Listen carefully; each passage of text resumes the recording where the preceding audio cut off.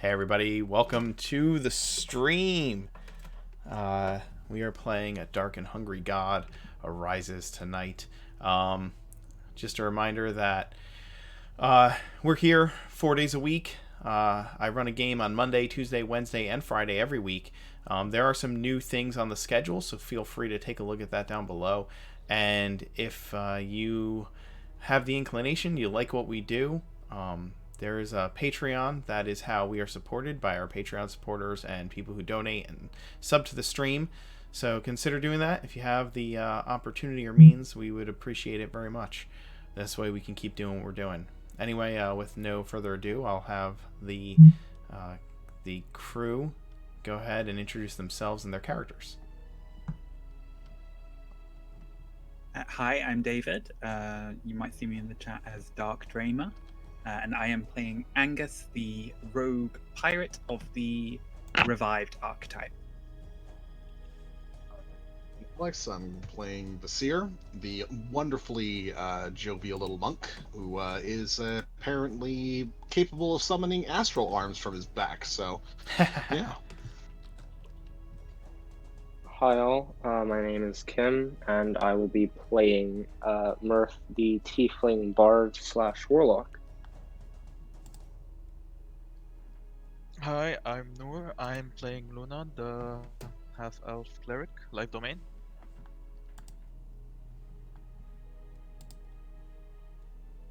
And I am Voodoo, and I am playing Serani, the Mushroom King.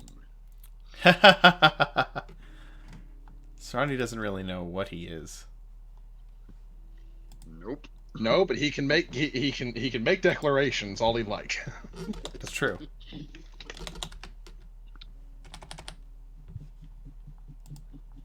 I am the fun guy here, so. Oh my god. Alright, well, at that rate, let me take over. I'm Mark. I'm the Mark Knight. I'm going to be your Dungeon Master as usual this evening. And we last left off where the party was helping a group of Myconids who seemed to be dealing with a cultish problem in their midst, as some Myconids began acting strange and awaiting the day of joy to come eagerly with some sense of euphoria. As they explored the Mushroom Cavern, one of the sovereigns of the Myconid colony had asked them for their aid in discovering what secrets were up on this ledge that was being cultivated by the other Myconid sovereign, who is spreading this information about the day of joy coming to all his Myconid followers. Upon climbing up to the top of the ledge, they discovered these hideous murmurings, and when their light hit the top and they looked over the surface of this upper ledge, they found the heads and hands and just different features of a multitude of creatures buried up to their necks in fertilized soil. Their bodies being split open and growing mold and tiny mushrooms, fungus, spores, and pustules.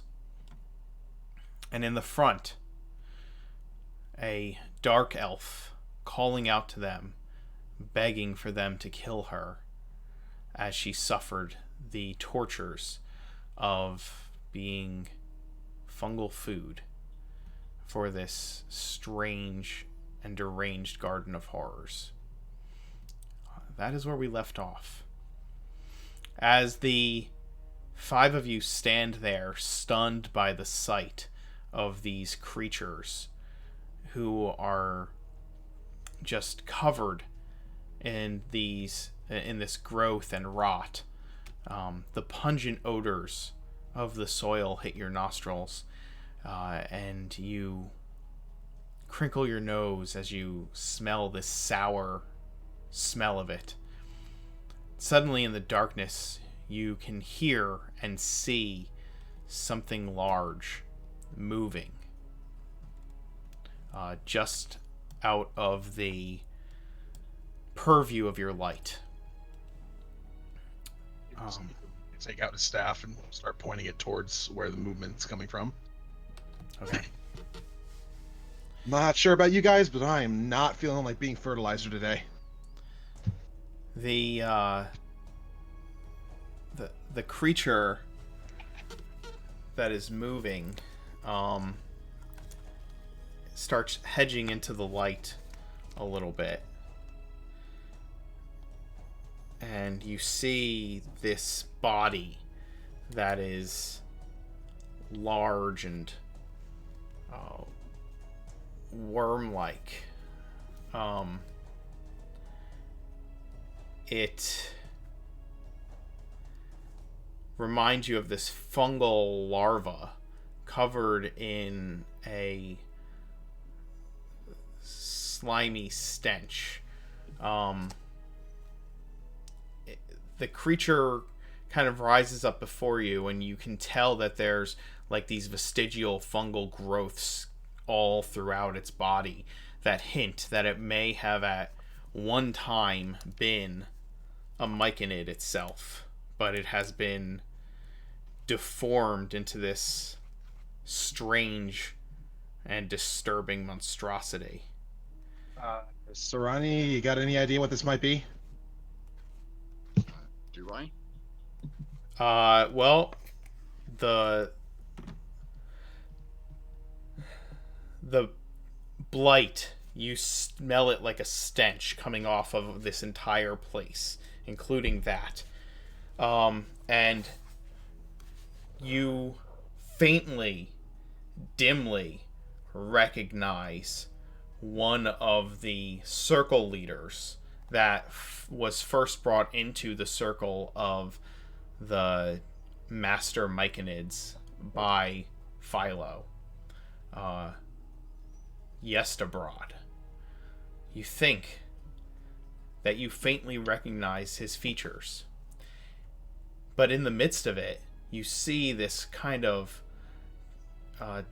disgusting oozing like opening in what once was a face, and both in your minds and out loud you can hear it speaking. Welcome, travelers. Are you here for the wedding rehearsal? Oh, there's gonna be a wedding? Seems like a really weird place to hold a wedding. Kind of scary, and you probably trip over something, don't you think? Like, say, a still living elven person who currently has a lot of fungus growing out of them. Does anybody have access to fire? I still have flasks of oil on me. I'll need somebody to help light them, though. I have a sword. Though I'm not sure if it's going to offend our new friend here. Yostabrand, is that you? Ah, Sarani. It speaks through this disgusting mouth, and you see like drips of this fungal muck kind of pouring off of its lips. And at the same time, you can hear, like I said, you can hear its voice echoing in your mind. Are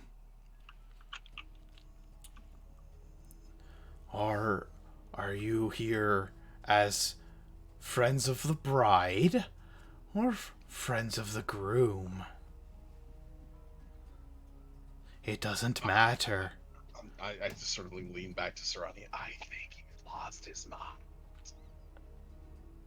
Pretty sure he's just a crazy thing now. As it moves through this garden, you can hear the murmuring pain of these creatures turn into this kind of chorus of fear and fright as it passes by their heads and various body parts. And as much as they can, they kind of pull away from it. Not that it's very effective with being stuck in the ground. And you hear him saying to you, again, it echoes, the great cedar will embrace you as you become one with her chosen. Come into her circle, into her body. And How big is this thing? large. Large. Yes. DM, preparing a spell, is it considered as an aggressive move? Not necessarily. That would be up to you. It wouldn't be unnoticed, if that's what you're asking, because you kind of have to, especially if the spell has somatic and verbal components. Like, it would be noticeable. Okay. Angus is going to sort of lean across to Luna, make a gesture towards the Dark Elf woman, and just go, I'll see if I can buy you some time. Check on her, see if you can get her free.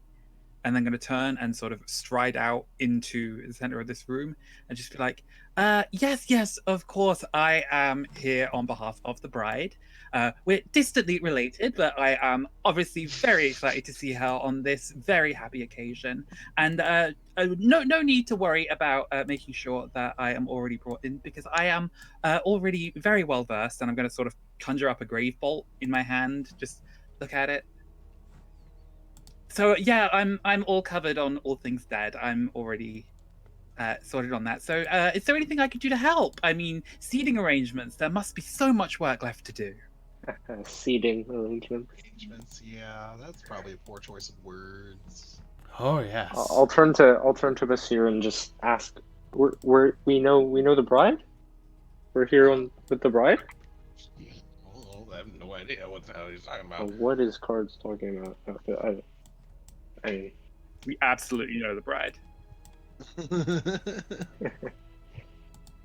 Can I stealthily go to the alcove without being noticed? I mean, he's Quite looking at the stealthy group room. of you. It might be a little difficult to do that. This is the woman. Yes, this will be that. This is the woman here. They're kind of in front of there. This is the creature that's moving around up there. This is the direction that you guys have come in. And I will finish... actually, let me put something else there for her for now. I'm going to use this. That will be her. These are some creatures that have been...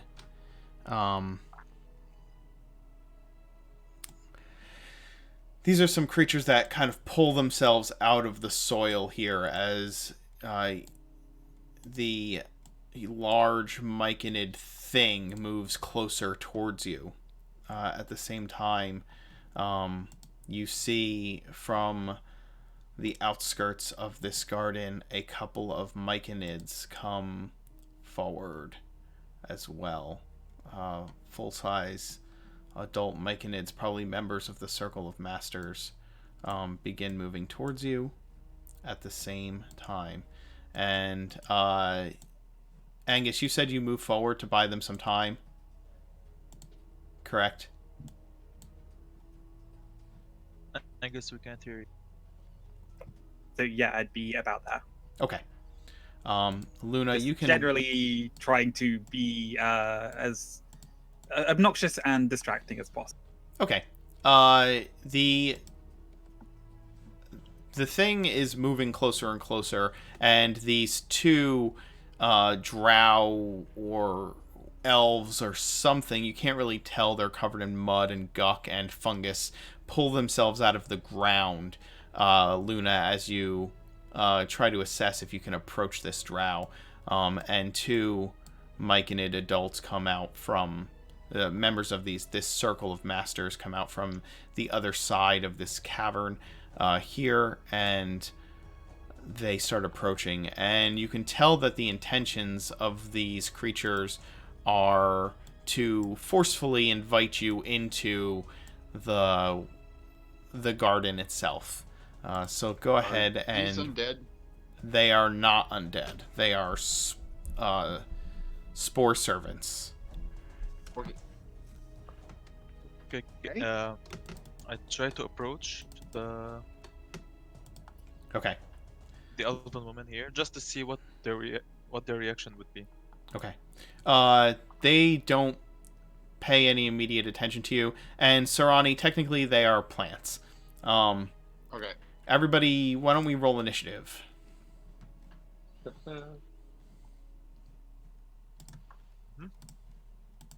God darn, +9 to my initiative. I still roll average. Oh. Middling. Oh wow, that's all up in there. Okay. Oh, she forgot. All right. Okay. So, Oh, I don't think you had your I don't think you had your token selected while you rolled the first time. Yeah, yeah. that's why I rolled What was the your second time. what was your original initiative, Luna? 15. 15 somehow, dang. -2. Mine. Yeah, My yeah. initiative is not right. There. It re-rolled the... I don't know why it did that. Sarani, what was your original initiative? It would be a 9. It says it's a 12. I only see the 12. Where's the 9? Yeah, it's well, it says 2d20, keep the highest one. Oh, That's my initiative. yeah, I that's... don't know why it's doing that because we fixed the other thing. Right, it would be a 9. Okay, that's odd. Yeah, I'll just keep an eye on it. Okay, sounds good, man. It doesn't change your position in the initiative order anyway. All right. Okay.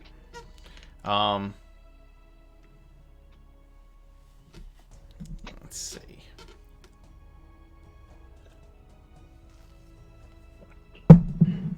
All right.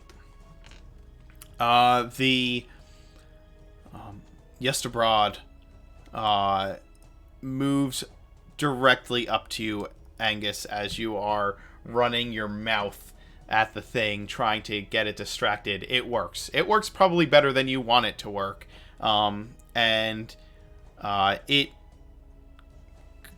focuses all of its attention on you.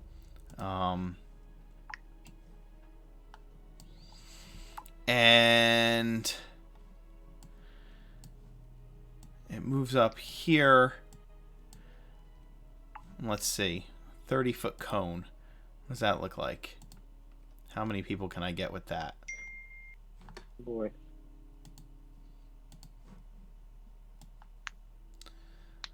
So if it's a 30-foot cone, I think I can get everybody. What's it doing?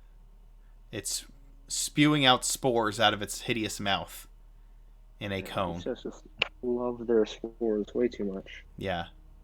I think I can hit everybody if I position myself right.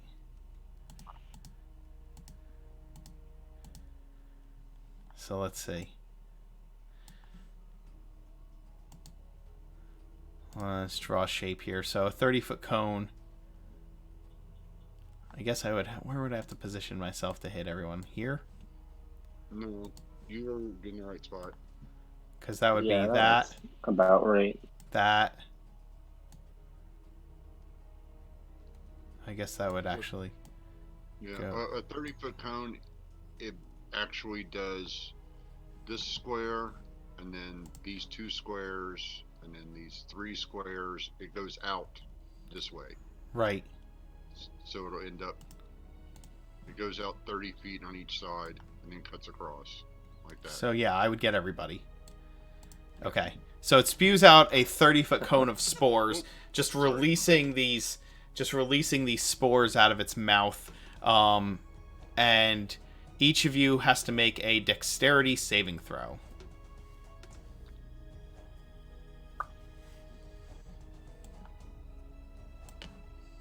Oh my god. All right, Mirth, you fail.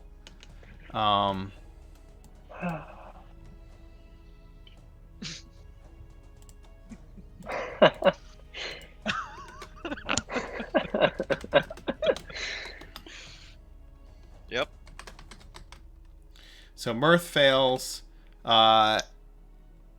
Angus, you save. Luna fails. Sarani saves. Vasir saves. Mm-hmm.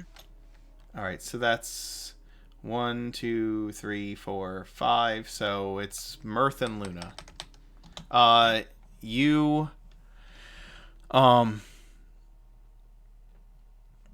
You're going to take 1d6 acid damage as these spores land on you and begin burning through your skin and your armor, and just kind of melting through them. And at the start of each of Yestabrod's turns, you will take an additional d6 of damage until you save from it. You get to make the save at the end of each of your turns. Okay. So you'll each take 4 damage right now from the spores. And Sorry, so just checking, is that everyone makes that flat, or is that if you made the save, you don't take if you damage? make the save, you don't take damage. Okay. Yeah. Like they all have evasion. Also, Bookus is pointing out he can't see the rolls. Bookist can't see the rolls? Yes, because you're on the options tab in roll 20. Oh, gotcha. Let me fix that. There you go.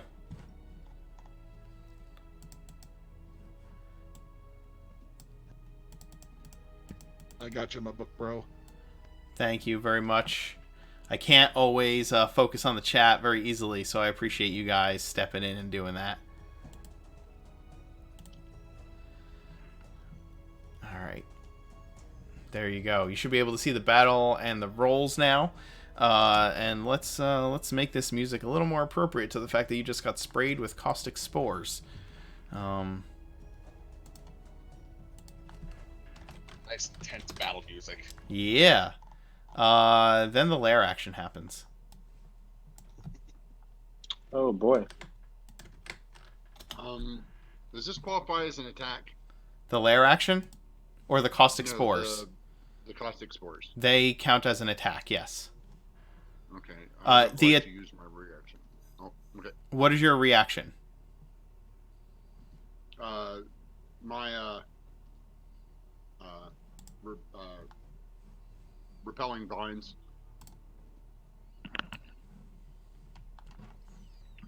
Oh, yes. Yeah, you can do that. So first one, and there's the second. So Okay. 23, 15 to hit. Both of them hit. So you do deal Nice. 12 points Wow, of damage to it, or 13 points of damage to it. 13. I can't math. Well, that was incredibly... Yeah. Never mind. Okay.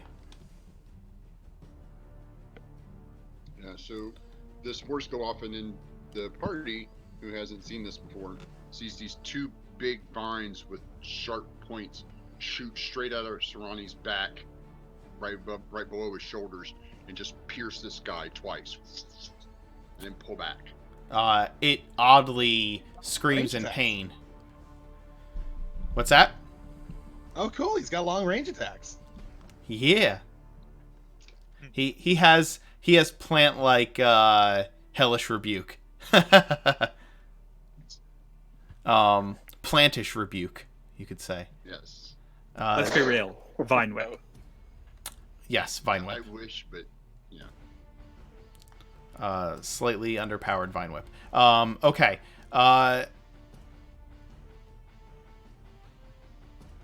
The spore-laden fungus that is growing out of the heads of this gross garden releases a cloud that fills a 20-foot sphere, centered on right this area right here in front of Luna. The cloud spreads, and the area within the clouds becomes lightly obscured. Any creature in the cloud, when it appears, you have to make a Constitution saving throw of 15. So a 20-foot radius sphere starting here. So once again, I think that hits everybody as the lair action. Do I make the save with advantage? It is poison, so yes. Oh. Oh, Starting that off last one, how much damage did I take from the spores? From which spores? The ones right now? The first one. You didn't take any. Okay. Yeah. It was a save or it was save or nothing. Or fail or nothing. Okay.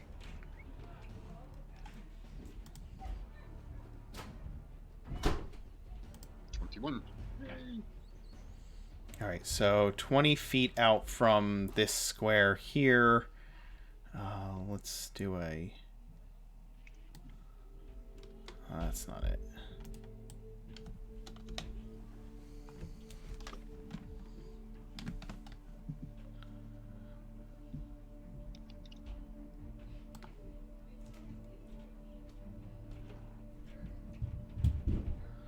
Let's see, that's 5, 10, 15, 20, 25, 30, 35, 40. So that's about right. That whole everything within that circle is a cloud of poisonous spores. Anybody who failed their Constitution save takes 10 poison damage. Anybody who succeeded takes 5. And anybody who ends their turn there needs to make the save again. Does this count as a creature making a damage roll? No, this is the lairs. Okay. This is a lair action. Okay. Oh, pity. Yes. So what's half of 5? 2 or 3? 3. Mirth, it is your action. Great. All right, I'm gonna. All right, bonus action to cast. I will cast Hex on this mechanic, Okay. and then I will run out of the circle next to it, and then. It is hexed. Yeah. I will take a... Actually, I'm gonna... Okay, hold on. Can I go back here out of the cloud? Yeah, absolutely. Great, then I'll fall back, hex this one, and then stretch out my hand and unleash a blast of energy at it with Eldritch Blast. Okay. Roll your attack. That will definitely hit. You deal I rolled 9. twice, sorry. So, yeah. You deal 9, and remember to roll your And then- d6. Yes. DM, are we poisoned? You are not Ooh. poisoned. You just took poison damage from the spores. 15. All right. Nicely done. You slam an Eldritch Blast into the Myconid after sending your hex upon it. And I just see this, like, what does your hex look like as it hovers over the head of this creature? My hex is like a pulsating sphere of ethereal energy that kind of sings like kind of like a morning tune or a dirge Nice. as it orbits. It pulses, and as your Eldritch Blast slams into it, you hear this chord of discordant sound ring out, and the creature just doubles over in pain and stands back up, trying to shake off the blast of eldritch energy that's slammed into it. Luna, what are you doing? Well, surprised by the beating she took. She's gonna come here, out of the circle. Okay.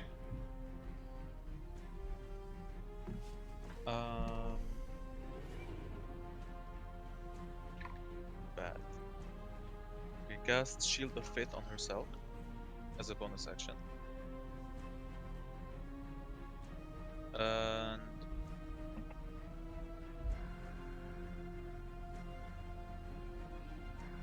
cast Toll of the Dead on this one.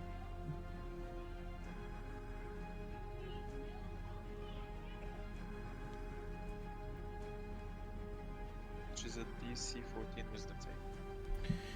Okay. Can you point to which one you cast it on? I apologize. I was Yeah, distracted for a moment. the one that Absolutely. Let me roll the saving throw there.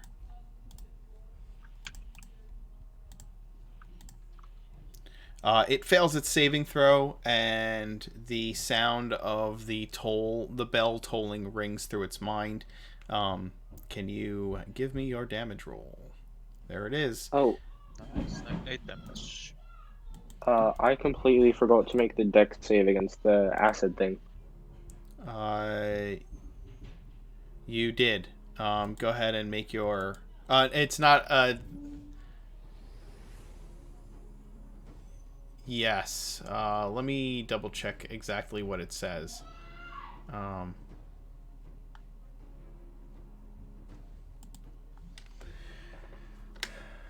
Yeah, give me a dex save to see if you shake it off. You do not, so you will still take damage at the start of its turn. Right. And dex save for me. Yep. You succeed, so you will not take damage. Vasir, you're still in this caustic cloud of spores that is blocking your line of sight and filling your lungs with poison. Just run forward. Hmm? Get out. Yeah, he's just gonna run forward and get out of there. Okay. There's two of me, by the way, because this one I can't control. Weird. Um, That's very weird. so he gets out of that, and he's gonna go ahead and give this guy some smacks. Go for it. Let's see. So that's gonna be one of these, and one of these, and one of these.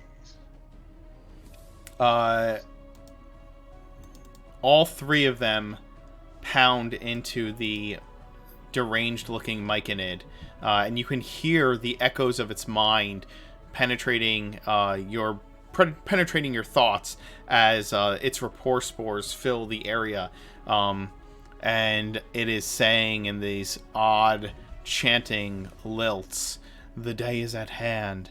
Join us," and then you start hitting it, and the thoughts go away. To be honest with you, joining something, haven't really done that since I was a baby, and I didn't even have a choice in that. So gonna go with no. Chunks of Myconid flesh go flying as you pound into it with your fists, your feet, your knees, and your quarterstaff. Taking the opportunity to respond, it will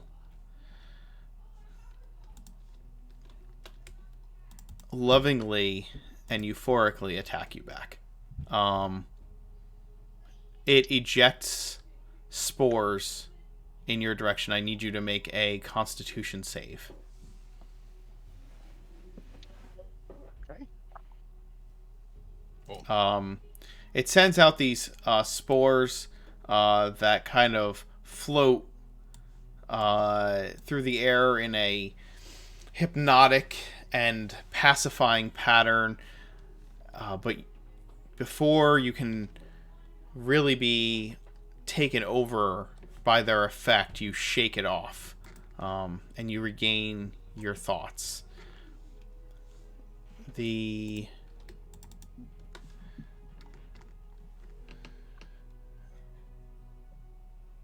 All right.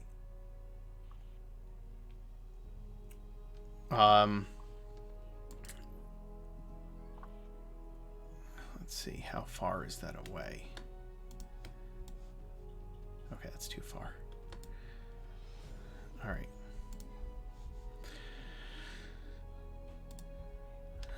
Angus, you still stand in the cloud of poison.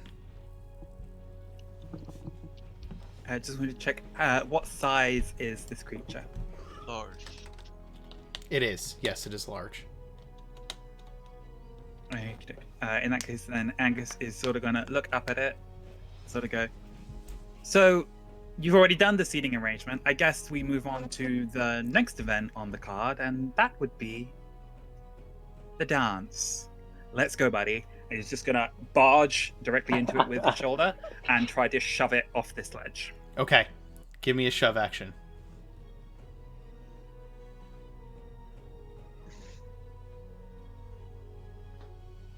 That's not so good. No, it's not so good.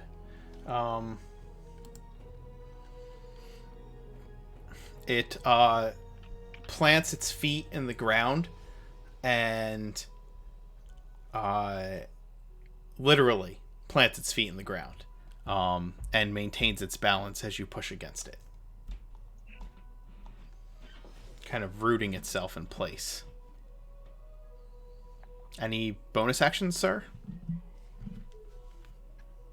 Yeah, just going to take my movement first to just circle round and get sort of out of this cloud of spores. Okay.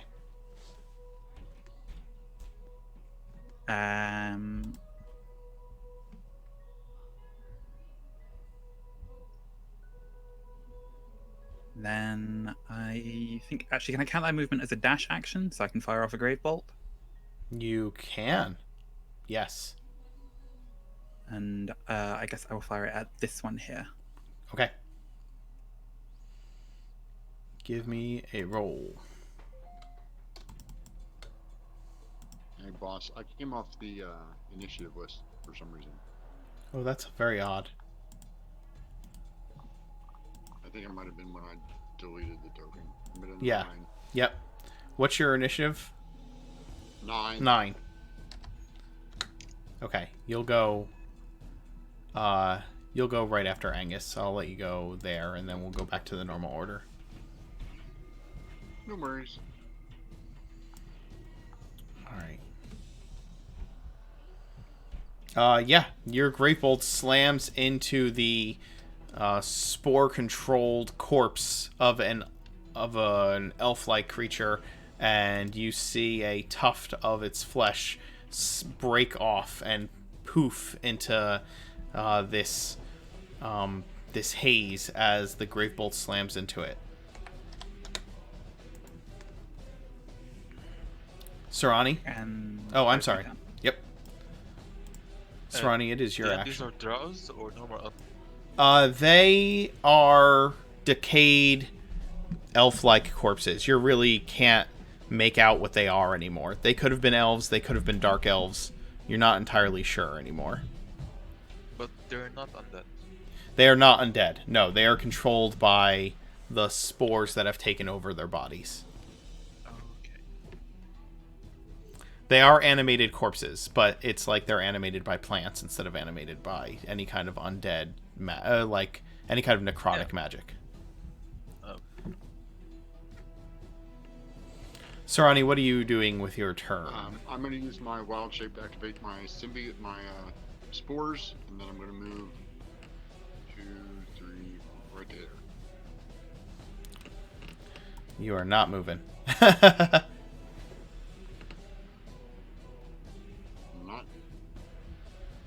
Yeah, it didn't look like you moved. Yeah, you're stationary to me too. Where are you moving? There it is. Right here. There? Yes. Alright. You did move after that. Alright. What are you doing with your action? Is activating your spores a bonus action or an action? No, it's an action. It's my wild shape, so it's an action, but I will use bonus action to Hunter's Mark. Okay. Wait, what? You Hunter's Mark the creature. I don't know why it makes it roll for damage. I don't either. So dumb.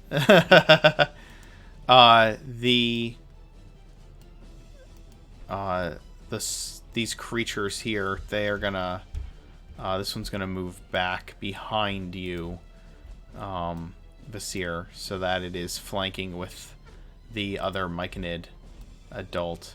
It is. The first one is going to attack.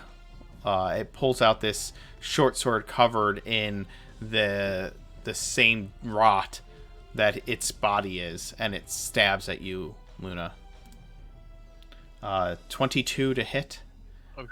and 8 piercing damage from the creature. Ouch. Ouch. You might want to get that looked at later. The one behind you, Vasir, it will also attack you with this short sword, and it rolls an 8. Actually, it rolls a 9 because it has advantage, and still manages to miss your defenses.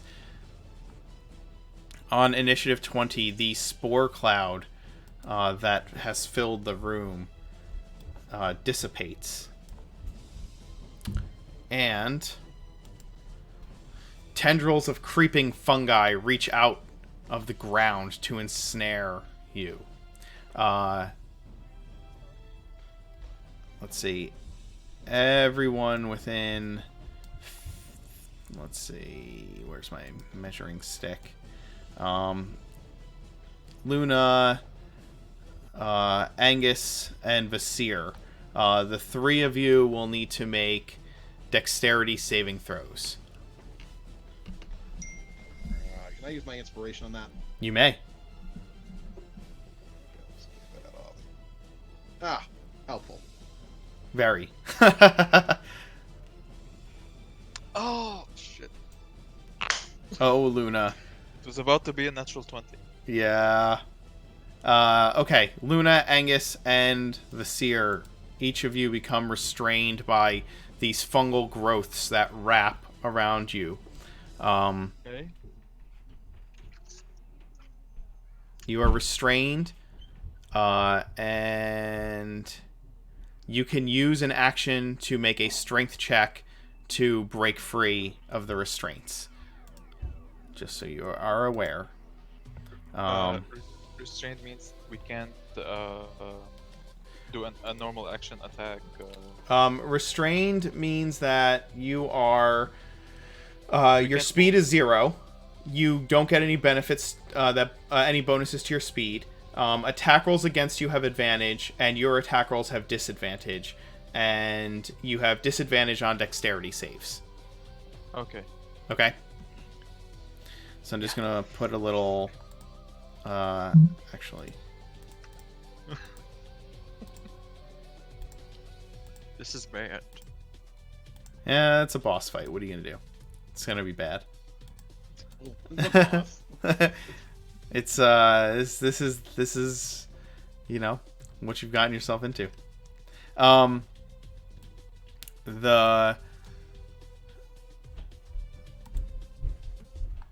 believe that Luna, you succeeded, and Mirth, you failed on those saving throws. So Mirth, you're gonna take a d6 of that caustic spore damage again.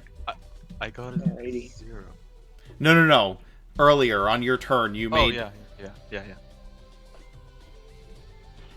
Can you let me know when the big bad guy starts his turn? I will. Actually, he starts his turn now. Dad. Okay. With my Halo of Spores, it starts his turn there. It needs to make a Constitution save.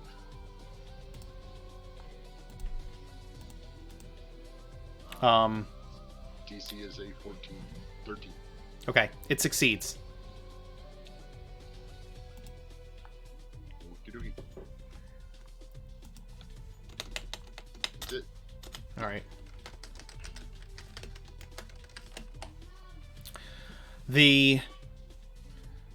So it begins its turn, and the lair action happens, restraining 3 of your companions, and then it is going to, let's see, I think it's going to straight up attack you with a heavy fungal fist, Sarani. It slams at you. 11 does not hit your armor class, I know that. So it slams down at you, and you put your shield between you and it. It slams down on your shield. and you kind of just prop yourself up behind it, pushing back against its blow.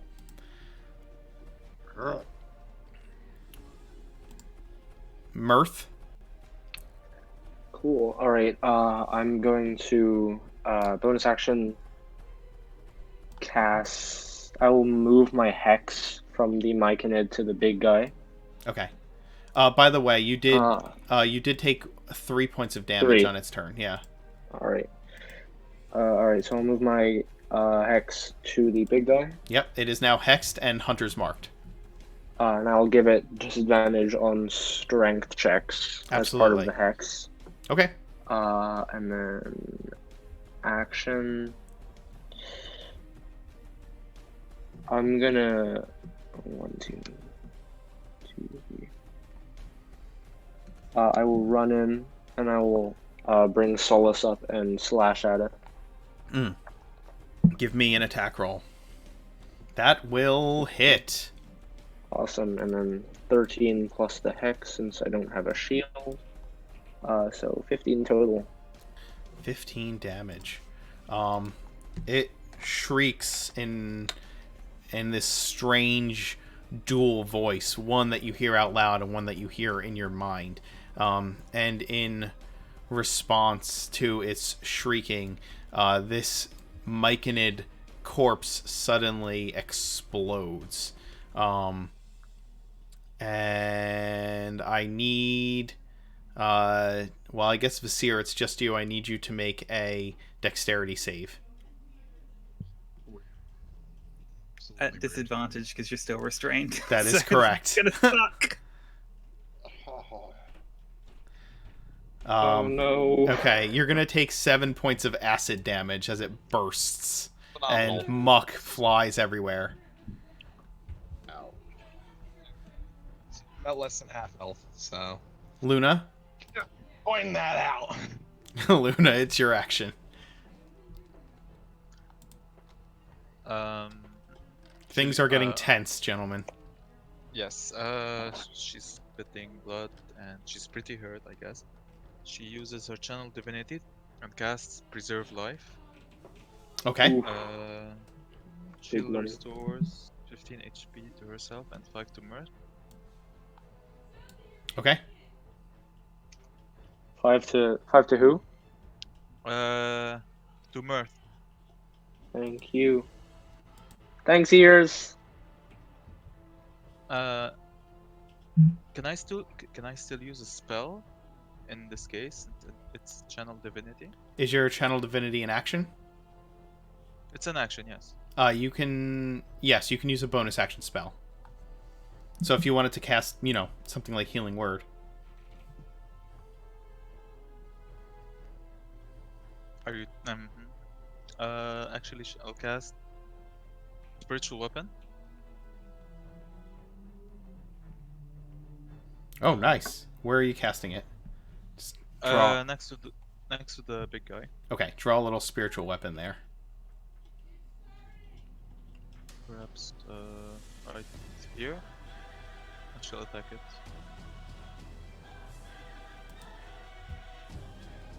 Did you? There you go. Cool. All right. Perfect. You draw. You create the spiritual weapon, and it gets to attack, and it hits for 10 points of force damage, slamming into the deformed Myconid. Yeah. I'm just gonna say the spiritual weapon looks like the holy symbol of Tundra. Sure. And yeah, like you said. It is a. I guess that's it. It is a spinning silver circle. Yeah. Vasir, it is your action. Well, I guess I'm gonna go ahead and try and not be restrained anymore. I think Okay. that'd probably be the best move at the moment. Make a strength save, or I guess it's a strength check. Is it athletics? You can make an athletics check to pull yourself free of the fungus.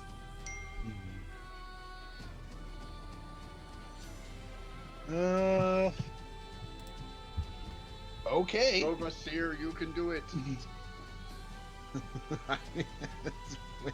Maybe. Bloop. Nope. Oh my gosh. Not happening.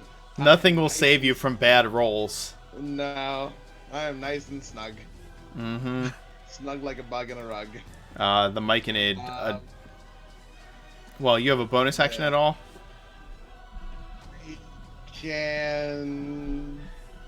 I You- don't know how I could realistically impose a disadvantage on them with a dodge action, No. considering I'm restrained. Yeah, you could probably...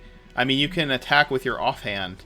You can make an... I think you can make an unarmed strike with your offhand as a bonus action. But, Yeah, it would be at disadvantage. we'll go ahead and give that a shot. Go for it. What are you attacking? The Myconid in front of me. Okay. Since I already wailed on him a few times. Yeah, absolutely. Go Got an ahead. 18 out of it, so 18 for 8 damage. There you go. That'll hit. You managed to somehow kick out through this fungal vines as the thing is moving towards you and slam it right in the face, and the thing falls over with your sandal print embedded in its form. This corpse is exploded, so I'm gonna go ahead and get rid of that. Angus, the creature before you is reeling as it is getting attacked from all sides. I'm going to make an athletics check to see if I can break free. Okay.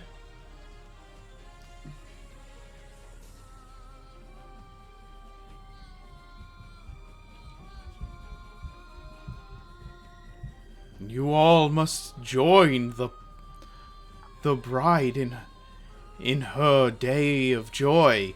I do not understand why you resist. And you break free.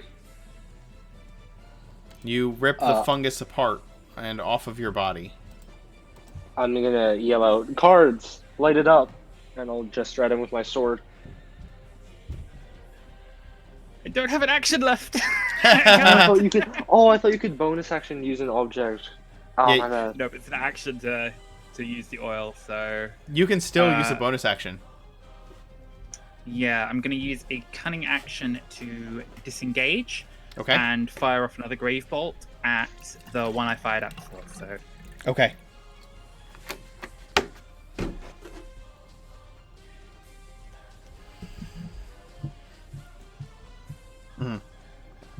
The great bolt slams into the animated corpse, and it's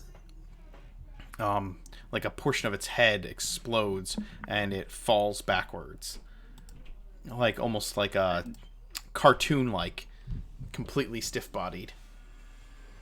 then Angus is going to recalculate where he was going to, because he was going to sort of move around to flank it with Luna, but seeing that its corpse is sort of dropping to the floor, it's just going to spin on the spot and end here.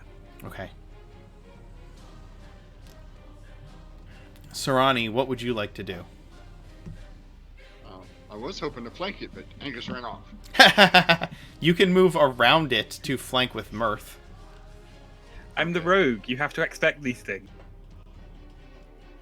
Yes, expect the rogue to run away. Is it not showing me moving again? No, you're there. You get there. You move around the deformed Myconid circle leader that you once knew as a friend. And I am going to attack him with my scimitar. 14?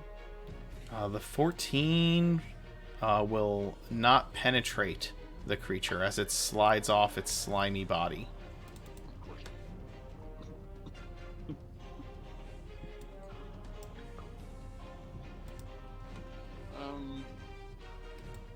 As a oh, I'm sorry. Go ahead. I believe that'd be. Oh, I don't think I have another bonus.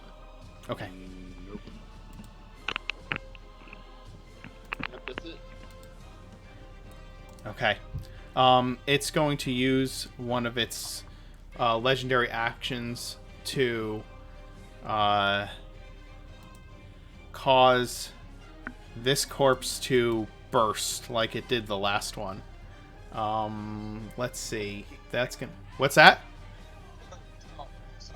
Somebody. You're speaking, but it's very, very soft. Sorry, I didn't see which one you were highlighting. I thought you were pointing at my corpse, and I'm like, oh no, not again. No, it's the one in front of Luna. The one that just became a new corpse is going to explode. So everybody within 10 feet of it needs to make a dexterity save. So that would be Luna and Angus. Angus, you save. Dodging out of the way. At disadvantage, I'm still... Yes, you are at disadvantage, Luna.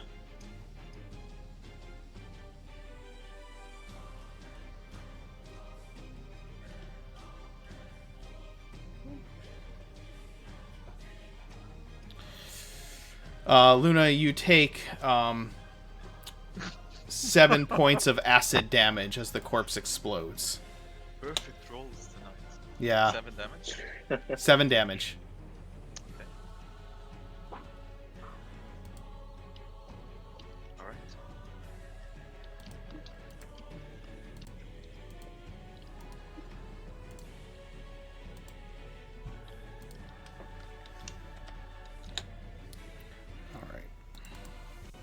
Alright.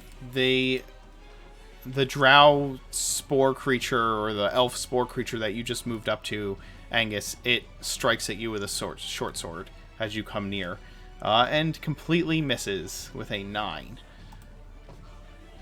I like to think that Angus sort of did a cool backflip away from the exploding body.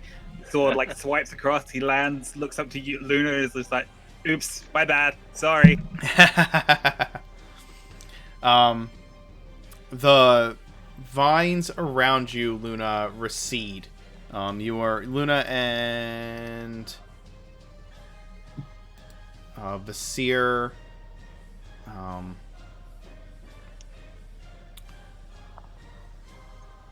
Let's see. With the avatar, it must succeed on a DC saving throw or become restrained until it uses this lair action again or is slain. Okay, I'm sorry. You remain restrained. The two of you.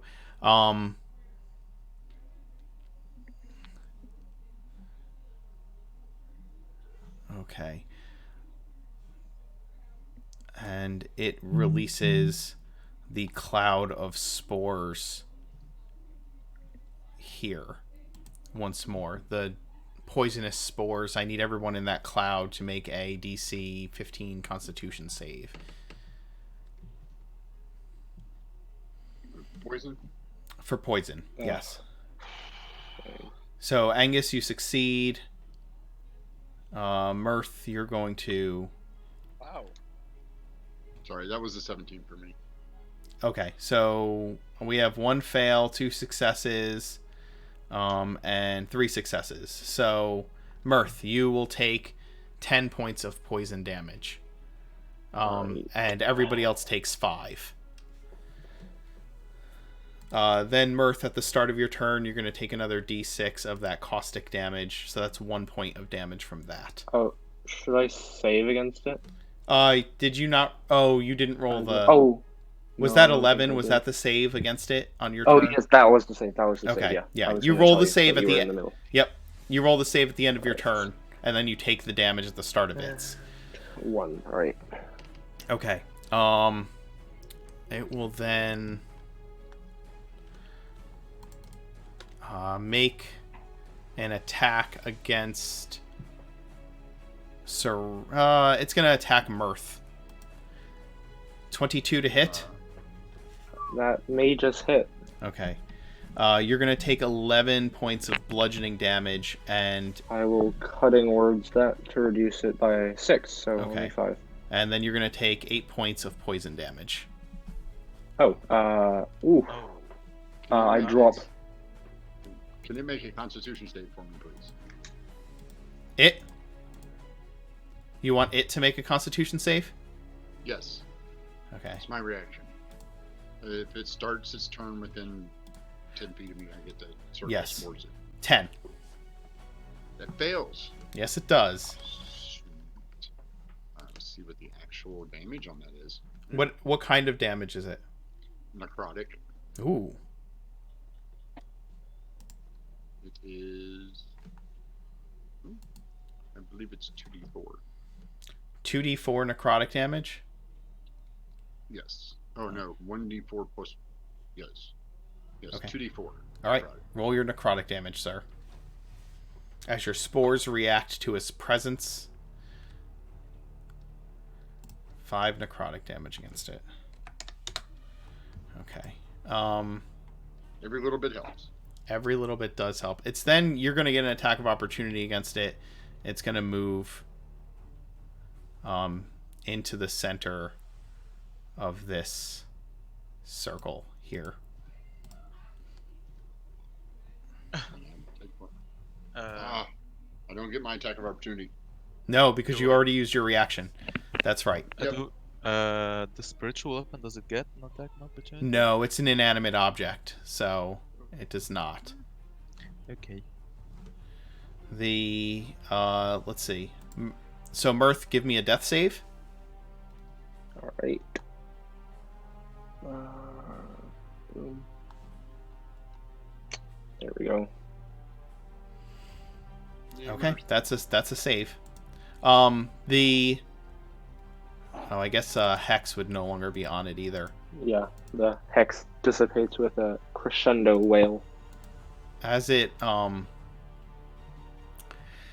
moves into the center of this garden, it absorbs the head of the drow that had been languishing there. The drow had died from this spore cloud of poison that has filled the area, and it begins. You hear this odd sucking sound from the body of this of Yestabad, and as it moves away from the spot, you see the picked clean, broken skull of the drow creature just limply hanging on the dirt, and it absorbs 1d8 plus 2 hit points. Ugh. That's not what it absorbs. Why did it roll an attack roll for that? That's weird. Alright, so it's gonna get 4 hit points back. Woo, whoop-de-doo. Okay. Luna, you... I'm gonna try and not be restrained. It's athletics check. It is The an athletics tentacles check, yes. vanished, right? Didn't they go away? The vines, no, they did not. If it restrains Oh, wow. someone else, they go away. So Was it with disadvantage too, or normal roll? it is a normal roll.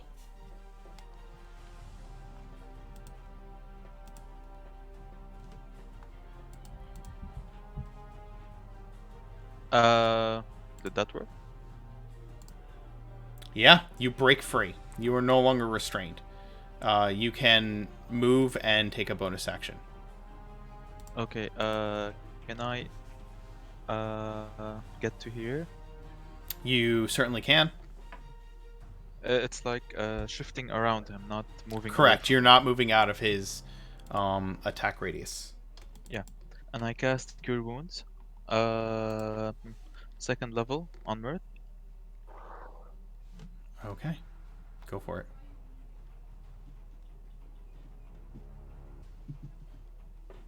Dang. All right. Well, that's 17. 17. 17 healing. Thank you very much.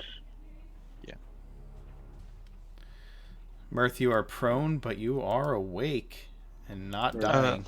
Sits DM, up with a Do groan we and see still other people like that drow that are stuck in the ground? Oh yeah, this whole area is a patch of like heads sticking out of the ground.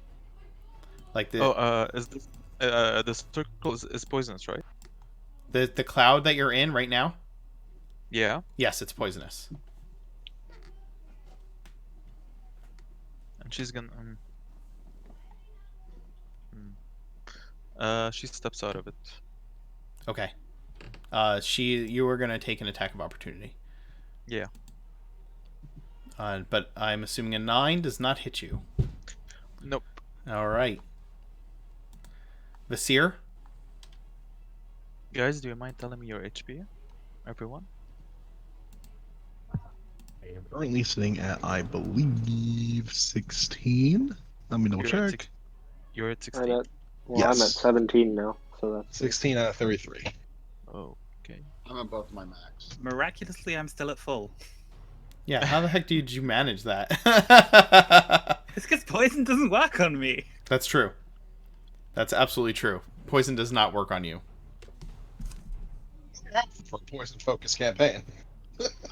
I have resistance to poison, and I have temporary hit points. Okay.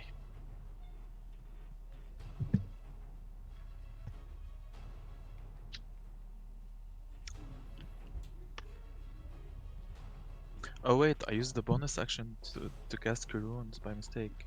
That was supposed to be Healing Word. You used your oh, you're right. That was supposed to be a healing word because you broke free of the bonds. So that would have been Yeah. your action. All right, go ahead and roll a healing word, and then Mirth, you'll have to adjust your hit points accordingly. we'll do 12. 12. That Okay. is so fine. Yes. So Sorry. Vasir, what are you doing then? Well, I already kicked one dude through my vines, so I'm going to go ahead and try and beat the shit out of this other guy with my vines. Go for it. Do. You have This is- disadvantage to strike, but because well, I guess it would just be disadvantage. Yeah, I'm flanking, but I'm also restrained, so. Yes, and It's bizarre. the cloud of poison is obscuring, so you're looking through obscured fog of poison. All right. So you have disadvantage twice technically. Blah on that. Yeah, Then hey, there we go. that'll hit. All right, so in spite of the clinging vines and the sporous fog, you manage to thrust one of your feet through your restraints and kick this thing in the back. It kind of stumbles a little forward, and Angus just kind of steps back as it stumbles forward, and it looks like they're doing some kind of an awful dance of death. Sarani. I will step forward and attempt to hit it. Go for it.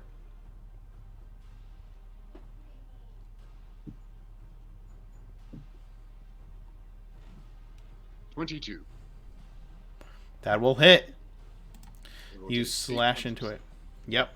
it will take 8 points of slashing, and then another 2d6. What's the 2d6 for? One is for the hunter's mark, and the other is for my necrotic spores. Oh, That okay. adds 1d6 to my damage while I still have my temporary hit points. All right. Nice. It. For a total of 15. Yeah. You deal a massive blow to it, and it cries out, Sarani, why do you not understand that the day of joy is coming? You are one of us. Why would you hurt me? The And blight is not of us. The blight is of the evil one. she is a loving cedar, not evil. You guys resolve your religious differences after we're not dying? The creature uses its other legendary action to absorb another one of the corpses that are buried to its neck in the ground, and regains some hit points. And then Angus, it is your action. Oh, I'm sorry, Free over here? Sarani. I need Yes. you to make another saving throw against the poison. Oh, okay. Constitution? Yes. If you end your turn in the cloud, you take damage. You make the save, so you'll take 5 points of poison damage. Just 3 points. And And Angus, it is your turn. I'm still tied up by vines. So Angus is going to look down at the ground where there's the skull of this drow woman who was sort of calling for help not that long ago. Yep. Just sort of glare up at this abomination before him. Hasn't anybody ever told you it's rude to go looking for somebody else when you've already got a dance partner? And then stab out of it with my rapier. Okay.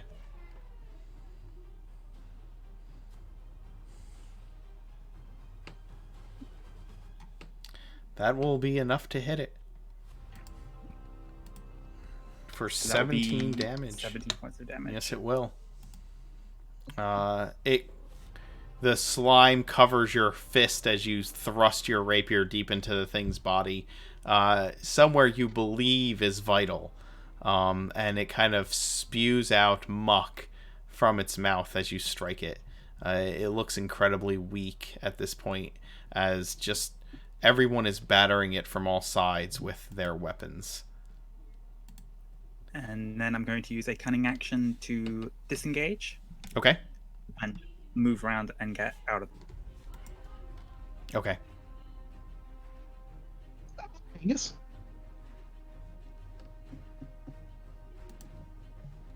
The lair, at the start of the lair action, the spores dissipate and the fungal snares begin to grow out of the ground. In a 15-foot sphere. So Angus, the vines recede, or the fungal growths recede from around you, Vasir, but you're gonna have to make another dex save against the new vines that are coming up out of the ground.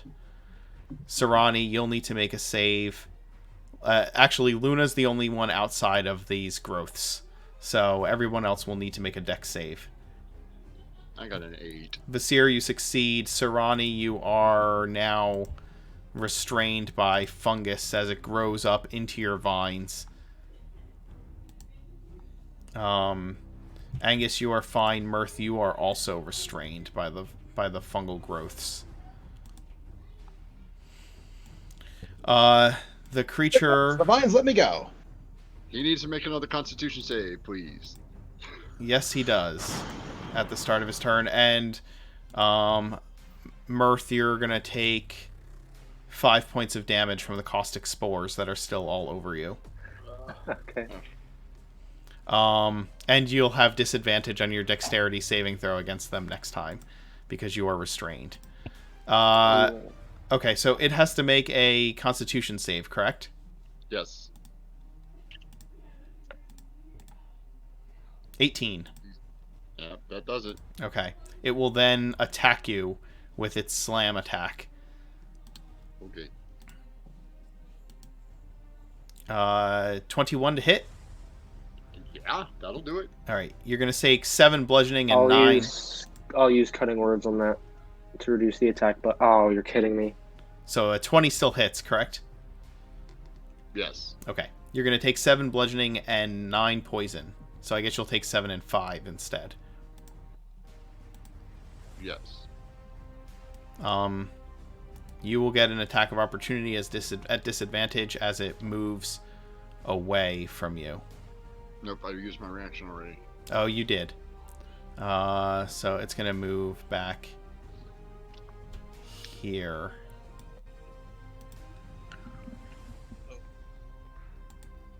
Mirth. All right. You get to. Go ahead. Oh, sorry. Well, no, you go first. No, at the end of your turn, don't forget to make a dexterity save. Yeah. I will do a healing word on Luna as a bonus action. Okay. So that's 5. Wow, I'm rolling terribly on these. And then after that, an action.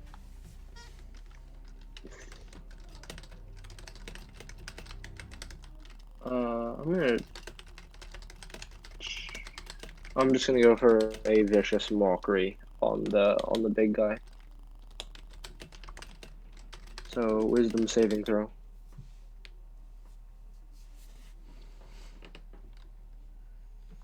A wisdom saving throw, absolutely.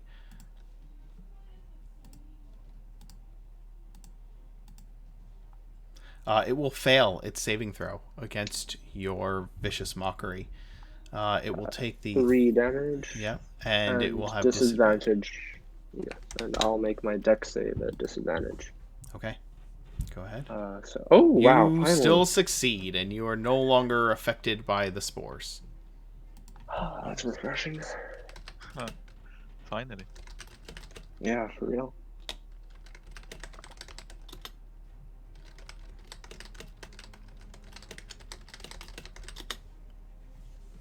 All right, Luna, what are you doing on your action? Okay, seeing the situation is somewhat bad for some of us. Luna approaches the monster, looking back at Mirth, thanking him for the healing, and casts Guiding Bolt at 2nd level.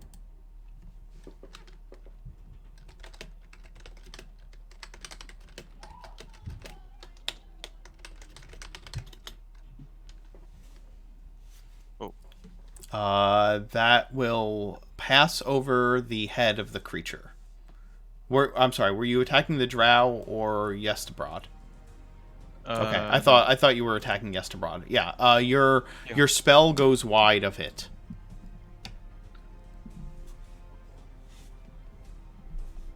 And as a bonus action, the spiritual weapon will approach 20 feet. Okay.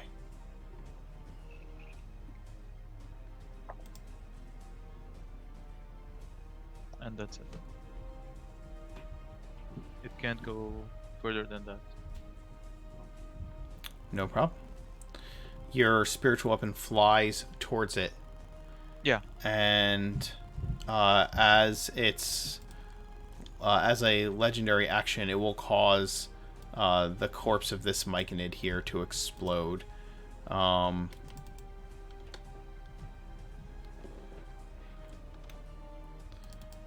And so I will need dex saving throws from both Vasir and from Angus, please.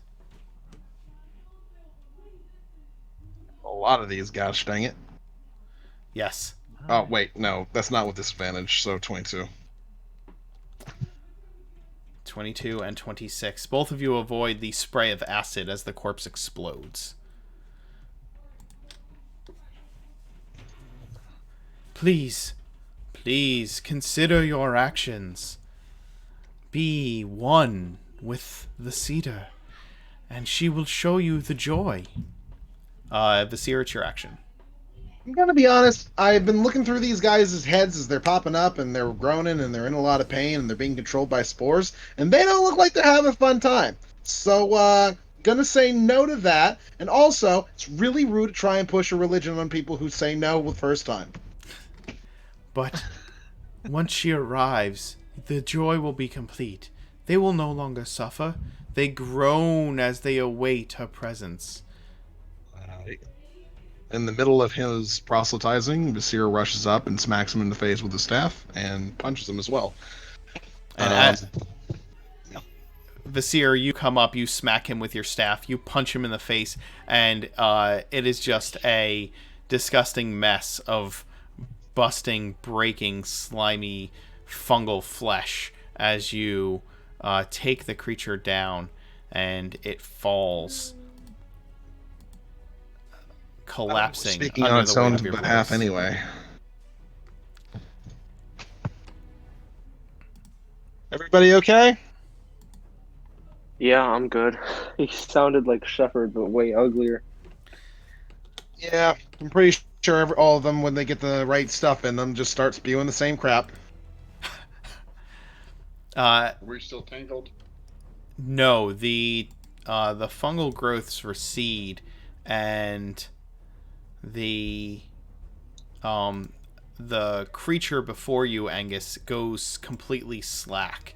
Kind of begins to just stare off and stops being animate in any way, shape, or form whatsoever. As you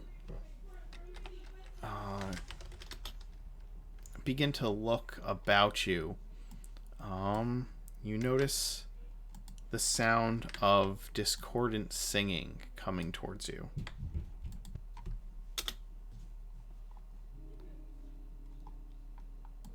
I am going to cast Cure Light Wounds on Mirth.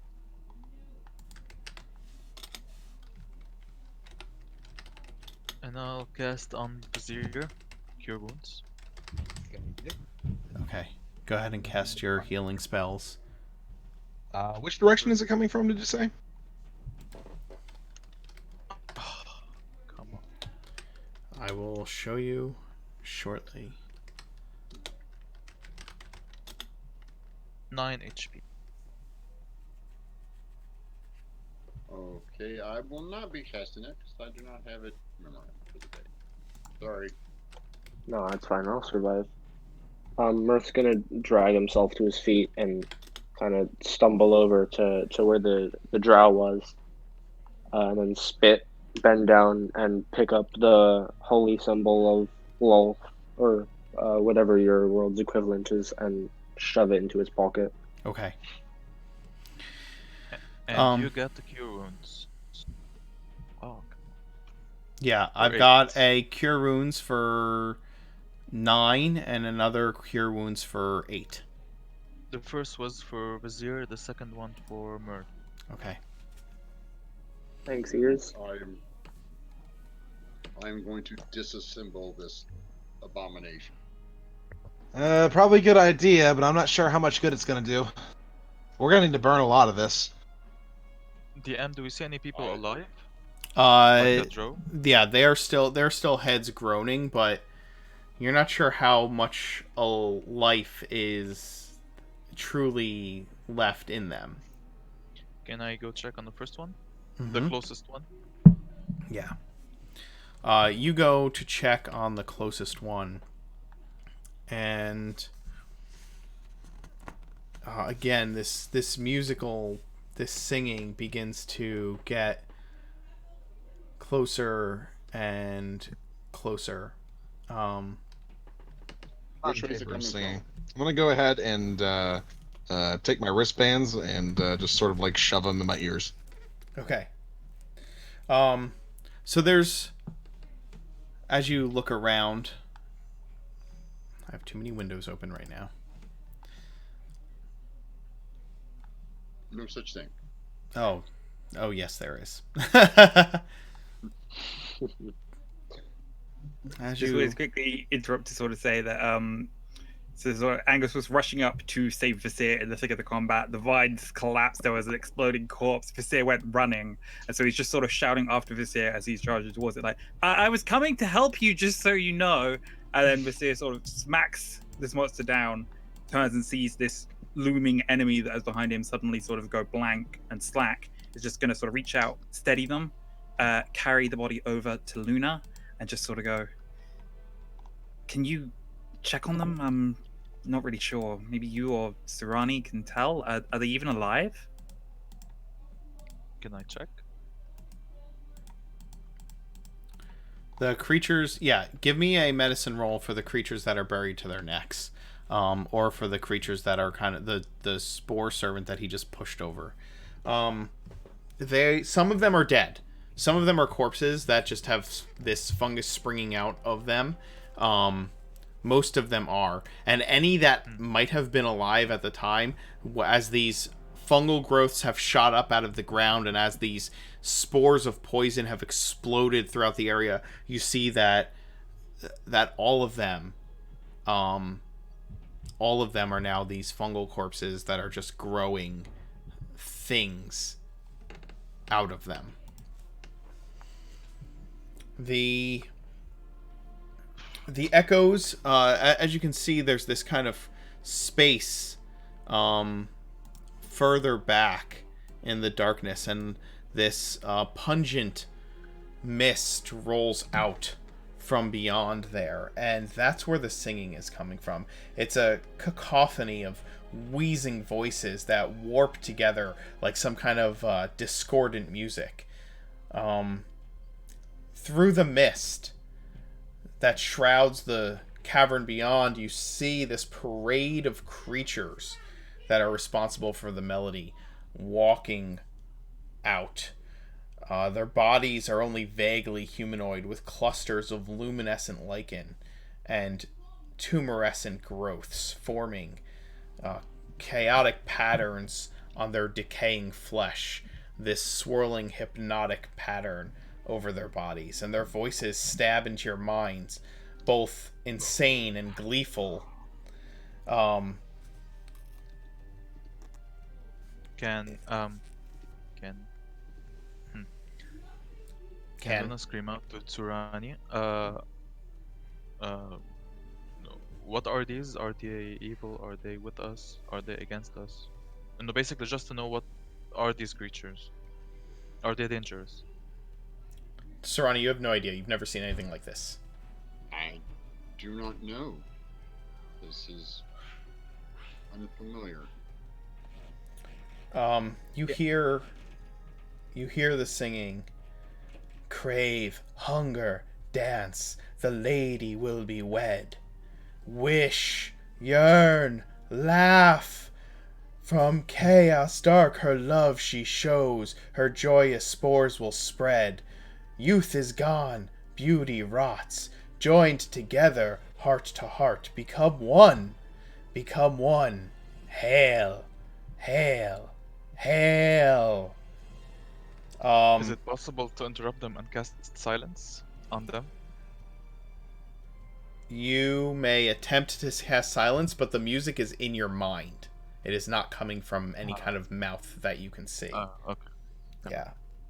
And they're Angus just is gonna reach into his pack, take out one of the oil flasks, just look across to Mirth and go, I'm not sure specifically which religious tradition these people follow, but I know that in the Oradi tradition, a sacred fire is often needed for a wedding ceremony. I'm just going to upend the bottle of oil to this square here, take a step back, and gesture for Mirth.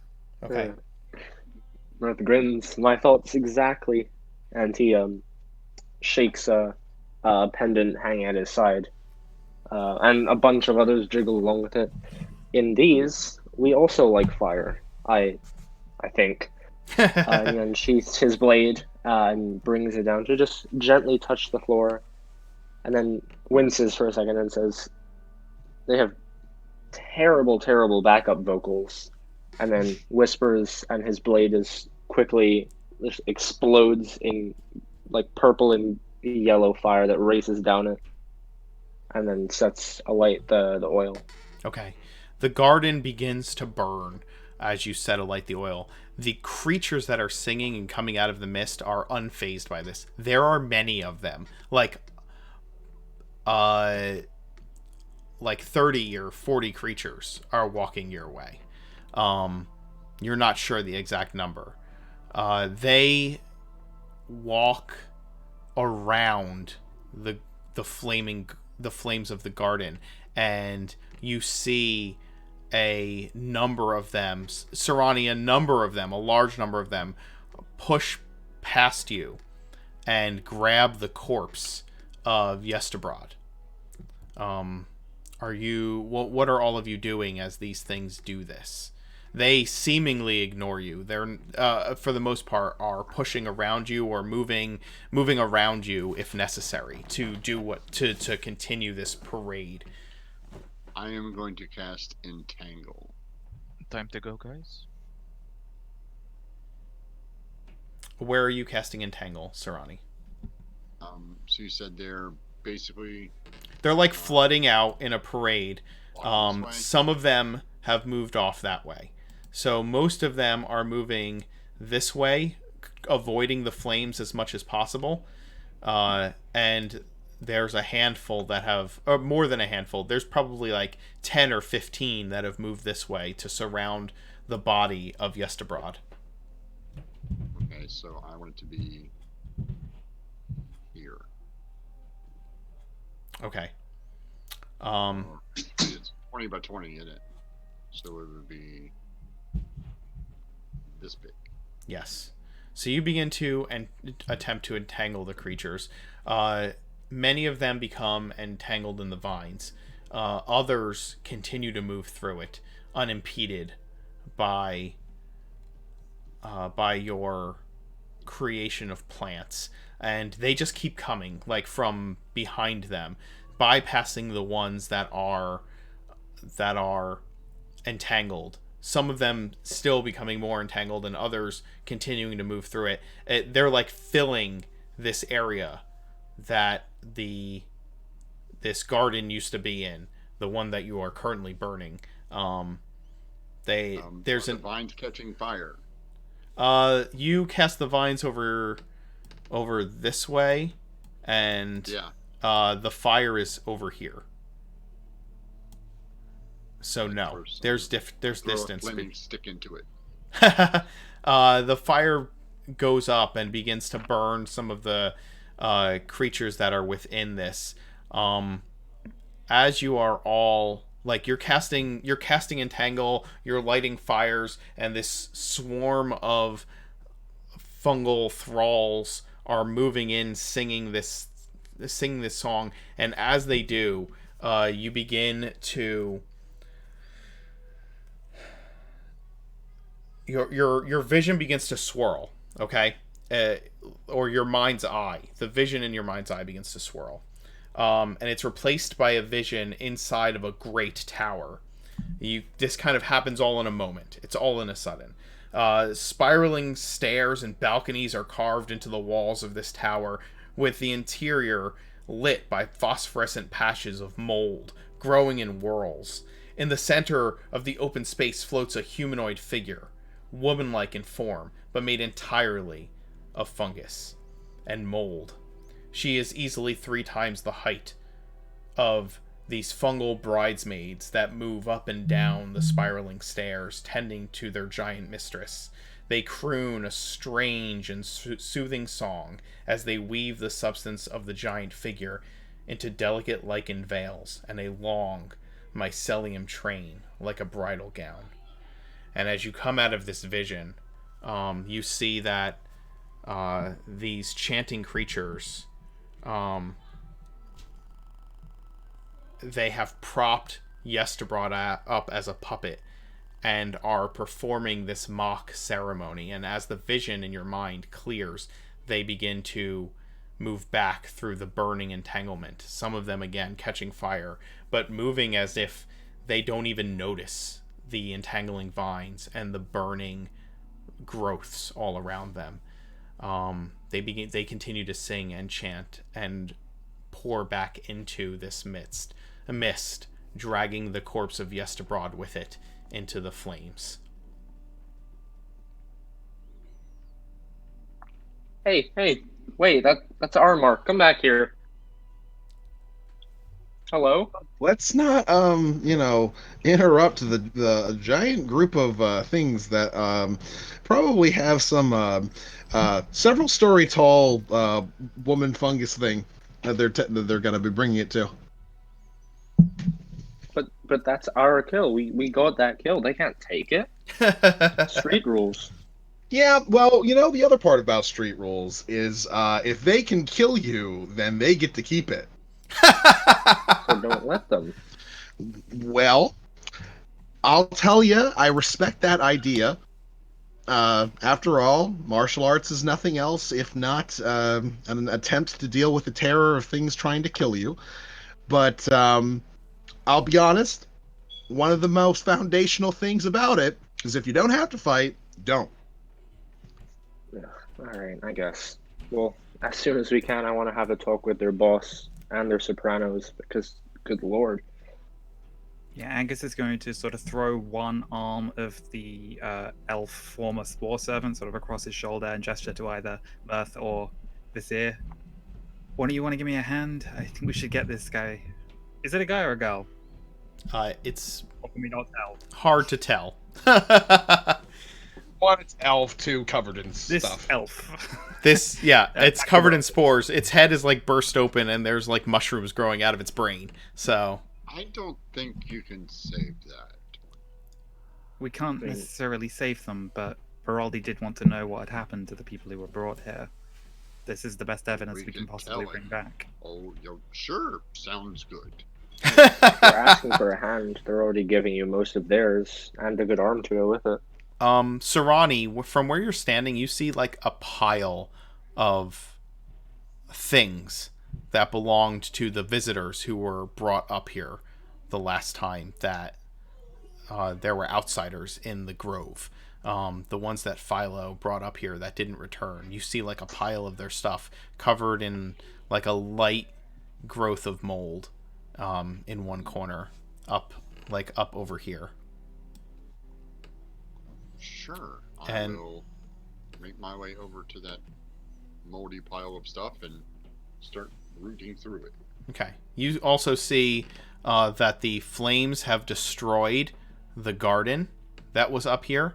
Any corpses that were left in the garden have burned, and only charred skeletal forms remain. And your entangled growth has begun to burn out as well, and the smoke of it has mixed with the mist as it dissipates. You grab the you look through the pile. You do find a few things there. There is a primarily there's a backpack, and it's got some stuff in it. If you want to look through the backpack, you can either look through the backpack now or just grab it. I'll look through it now. Okay. I mean, Inside there's a coin purse inside. There's some bracers. They look like they're made of some kind of silvery metal. There's a potion, a wand, some slippers, and some moldy traveling clothes. A bedroll is attached that's been mostly eaten through by fungus, and like some torches and some old moldy rations. Is that a corn purse, bracers, wand, potion? Yep. And slippers. Yep. At the prospect of loot, Angus has put the arm of the elf back down, laid them down, and gone sauntering over, just sort of asking, anything shiny? Shiny? It's like, okay, This yeah, is sure. Shiny. This is shiny. He hands you the bracers. They're silvery. He's like, he looks in the coin purse and it's got this metal. I'm like, these metal things are shiny. He drops it behind him. It's like, potion seems unharmed. So I don't know what these are. And he holds up the slippers. I'm like, what are these for? They look like gloves with no hands. Or I'll bring my big, like knee-high boot up to him and kind of like wave it around. He says, they're like these, but smaller and comfier. You know what comfy is? oh, for your lower appendage. Ah, Yeah. I see. Here, he hands you the slipper. I'll take them. And he's got a wand. I'm like, he's like, this stick, not a regular stick. Keep Oh. stick. He shoves the stick in with the rest of his sticks and branches and just kind of wedges it down in there. Okay. Like Angus is going to just use his sleeve to sort of try to scuff off most of the fungal growth over the bracers and sort of hold them out so that Mirth can take a look at them. What do you reckon? Any chance they're magical? I'd say there's a pretty good chance if these guys were competent at all. Can I make like an Arcana or an investigation check on these? Yeah, you can make an Arcana check. Oh. 18. There's something like, well, first of all, there's no fungal growth on them. There's nothing. They're not tarnished whatsoever. But as you look at them, there's a mild. There are the mild signs of magical accoutrement to them.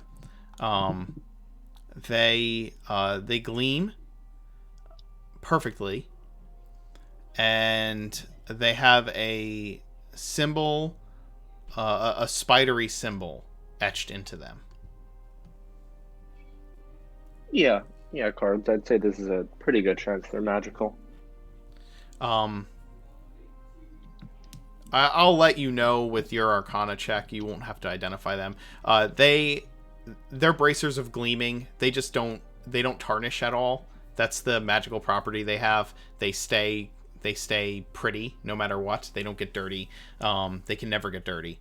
And they have a holy symbol, the spidery holy symbol etched into them. Oh. I mean, I'll let Angus hold on to them for as long as he wants. Yeah, Angus is already like clasping them into place over his long sleeve gloves and just admiring how shiny they are. Oh, they're wonderfully shiny. They can be used as a holy symbol if one would use such a thing. But they are a holy symbol to some spider god. They have the same holy symbol on them that the dark elf was holding up in, like, her hand was holding within the garden. Can Luna come? Can we stop calling that a garden and call it what it was? A graveyard? It's a garden. It's a garden of horrors. It's a graveyard. There was fungus growing in it. It was a fungal garden. They were just using people as compost. Okay. Humanoid compost. There's nothing wrong. Whatever keeps the FBI from your doorstep, man. Soylent Green is made of people. And in this case, just soil is made of people. Yep. Mm. I was so hoping those bracers. You said spider symbol. I was like, yes, yes. Oh, gleaming. Okay. So yeah. There's there was a potion. There's the wand you stuck in your branches, and there's the pouch of gold and the slippers that were in there. Oh, I just passed that stuff to Angus. Yeah. And, Are you guys? Somebody else took it from me. I think I have the slippers. You said there was more stuff like scattered around the backpack, right? It's mostly like broken weapons and bits of clothing and things that have been mostly rotted and they were unprotected by, like, the bag. This bag, like, took most of the mold damage. Do you guys want to stay up here with the smoldering garden and the strange mist coming from the other end of the cavern, or what are you planning to do while you're looking through this loot? I was going to invest the Okay. area. Sort of like comes over with the body on his, like, shoulder. He's like, guys, what are we doing? Yeah, I was going to, like, wander because I wanted to see what was around here. Hold on, let me see what you're pointing to real quick. Like, I wanted to go this way. Gotcha. That's is that a no, that let me zoom out here for a second. That's back towards the colony itself.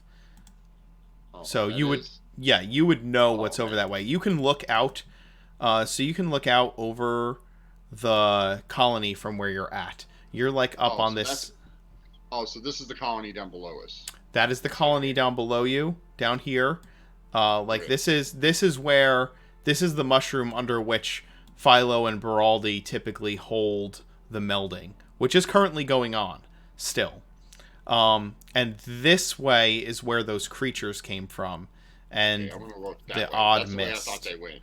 Yeah, no, they went back this I way. want to go around the corner here and take a peek and see what's out this way. Okay. All right. You head that way while the others are looking through the loot. Luna, what are you doing? Vasir, you come over and you complain about carrying this corpse around. And I know Mirth and Angus are discussing the loot. LOOT Okay. loot. She asks if Vizier has a torch she might use.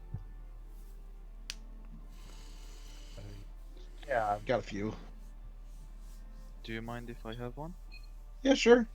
And just sort of, like, fish around in his pack and dig one out and hand one over. Okay, she says thank you, and she places it in the ground and lights it, and she says a small prayer to the people who died here, and tells them, may the light of Tanja guide your souls. So your sword still has the body on his shoulder. He just sort of like glances over to the body's face. He's just like, I think this is for you, and all your friends, unless they weren't your friends. I don't know. I don't know if you knew each other. Why am I talking to this body? I'm going insane. I think you should put it down until we figure out what we're going to do next. Yeah, fine. We'll just like just sort of gently set it down on the ground for it and not let it break into pieces. Okay. You gently set it down, and in the meantime, you have a companion who is off exploring the other end of this cavern, moving deeper into it.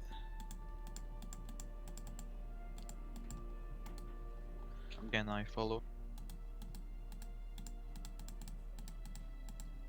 At least to this corner. Yeah, right Okay. about there. Give me. You have dark vision, right? Yes. You both have dark vision? Yeah. And Luna, are you taking the torch with you? No, the torch is placed on the ground. Okay, just placed on the ground. I thought so. Yeah. Uh, I'll fumble around and put the slippers on my feet, and then follow after them a few seconds later. That's not a good sign. Oh, you're putting the slippers on your feet? You take your boots off and put the slippers on? I mean, yeah, he's curious. Style. Okay. So the slippers are made of like this white silk, this very, very tightly woven white silk. And as you put your feet into them, let me just check here.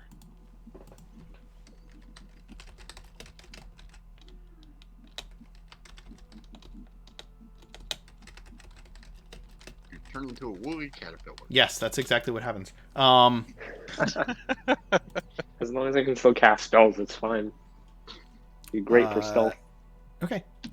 You slip them on, and you can feel that there's almost a clinging feeling as you step upon the ground with them.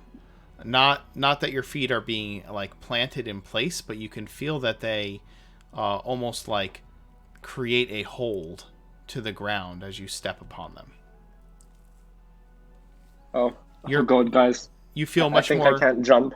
You feel much more I'll take it. sure-footed. Oh, sick. Yeah, much Oh, more no. sure-footed. Guys, I don't know if I can jump anymore, and I'll take a little hop. Oh yeah, you Okay, no, you never jump mind. just fine. You jump just I'm fine. fine. Oh, I love jumping. I'm a real big fan of jumping, running Yeah. and jumping, and doing backflips and front flips, You're pretty good at it. all sorts of jumping. I'm a big fan. So whilst Urani and Luna are off scouting ahead, we're just having like a backflip competition. Yeah, that's exactly what's happening. Let's see, Luna. You can see 30 feet as if bright light, and another 30 feet as if dim. Oh well, you're in a dimly lit cavern. So how far out can the two of you see from where you're at? I can see 60. 60 feet out. 60 feet. 60 feet, yes. Okay. Oh, I'm sorry, 120 feet. Oh right, Oh. you have superior dark vision. Yes. I had to double check that. I'm just used to everything having 60 unless it's a monster. Oh, wow, okay. Whew. Okay, so as you look out, you see that there's a dip from this plateau down into some cavern, and that's where this mist is spilling out from. And towering above you is this tower-like mushroom, the cap filling this huge cavern beyond. It is you have no clear reference to judge the towering mushroom's size. not at this distance. And you see thousands Bigger of than big. yes, and you see thousands of smaller fungus clinging to the main stalk, which it itself splits into several lesser stalks, each long enough with a cap big enough to be the top of a great tower. And the cavern floor surrounding the stalk is it is hidden by a mist from where you're standing.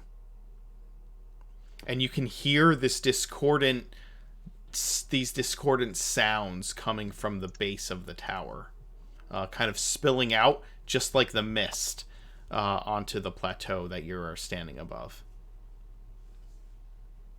We must go tell the elders now. Turan, What are we gonna is tell them? That this is here. What, a giant mushroom? I'm pretty sure they're probably aware of that. No, this is beyond anything that I've ever seen. I have traveled far here underground, and I've That's never pretty seen big. one this size. The stench of blight is coming off in waves from this mist that's coming out from there.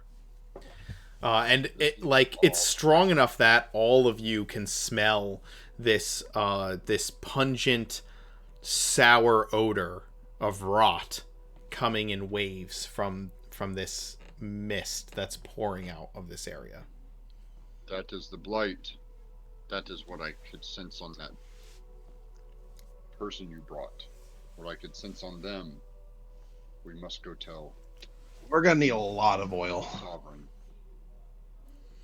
And let's take a quick break right now, and we'll come back in a couple minutes, and pick up from there as you guys decide. You guys can decide if you're going back to tell the Sovereign, and we'll come back right after that. Aye.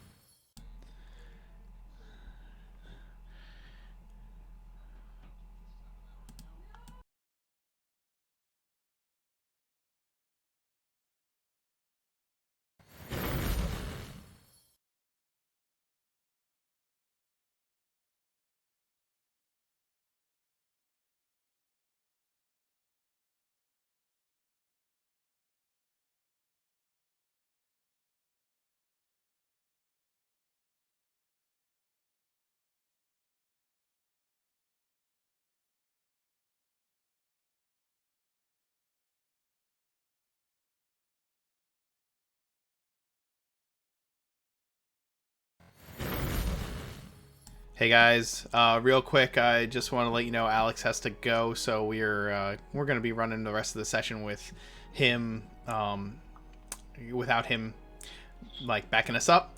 But I also just wanted to apologize for the break. I have a blended family, as some of you may know, and my stepkids just got home, so I wanted to stop and say hi to them real quick before we continue the game. I also just want to say thanks for the support. Thanks for watching. We've been consistently getting around 9-10 viewers a session, which is amazing to me because I've only been streaming for a little over 3 weeks, and it's pretty freaking awesome.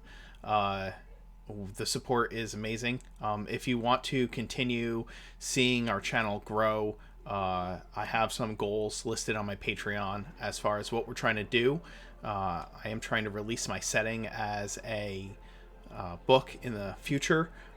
It's something I'm working towards, and I'm trying to release some modules and also build out the channel, get some better equipment, and support my family.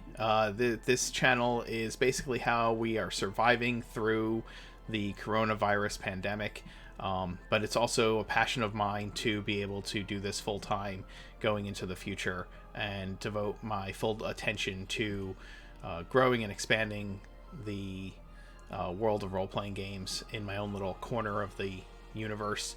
So if you feel so inclined, feel free to drop us a sub. If you are a Twitch Prime member, you get a free sub every month, and if you do feel so inclined, we would love for you to throw that our way. Or you can send us a tip through the tips or donations area, or donate to Patreon and become a supporter. It would be most appreciated. Again, it's never expected, but it is highly, highly appreciated. There are some things that you get for being a Patreon supporter, and you can check those out on that site. But we're going to get back to the game. I'm going to bring everybody back alive, and we will see what they find in the other end of this cavern. Again, thanks for watching. I hope you stick with us and are enjoying the channel. Alright guys, we are back. You just saw this giant mushroom, and we're deciding what you are going to do with the information you've discovered. Baraldi, one of the 2 Myconid sovereigns that rule over this grove, have asked you to explore this cavern, and now you've found out some information as you have battled the putrescent priestess of the apparent cedar, who is presiding over this mockery of a wedding rehearsal that you had just seen. And you can either continue to move forward towards this giant mushroom and see what is going on in this cavern ahead, or bring the information you already have back to Baraldi. And so what do you all do? What do you all do? I am saying we need to tell Baraldi right now. We need the wisdom of the sovereigns. I agree. Too dangerous to stay here. I mean, the wisdom is all well and good, but aren't any of you curious as to what might be in here? Well, if we are, it'll probably still be here when we come back later. For now, I think it's important Baraldi knows what we found. Alright, another time then.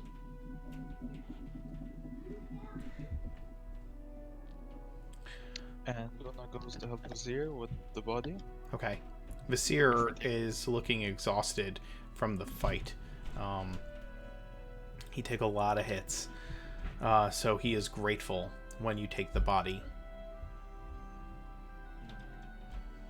Do you kind of descend back down to the circle of explorers? Again, the melding is continuing. You know that the melding will go on for several hours. I intend on interrupting the melding. Okay. I'm not stopping at the circle of explorers. I'm marching straight to Baraldi. Okay.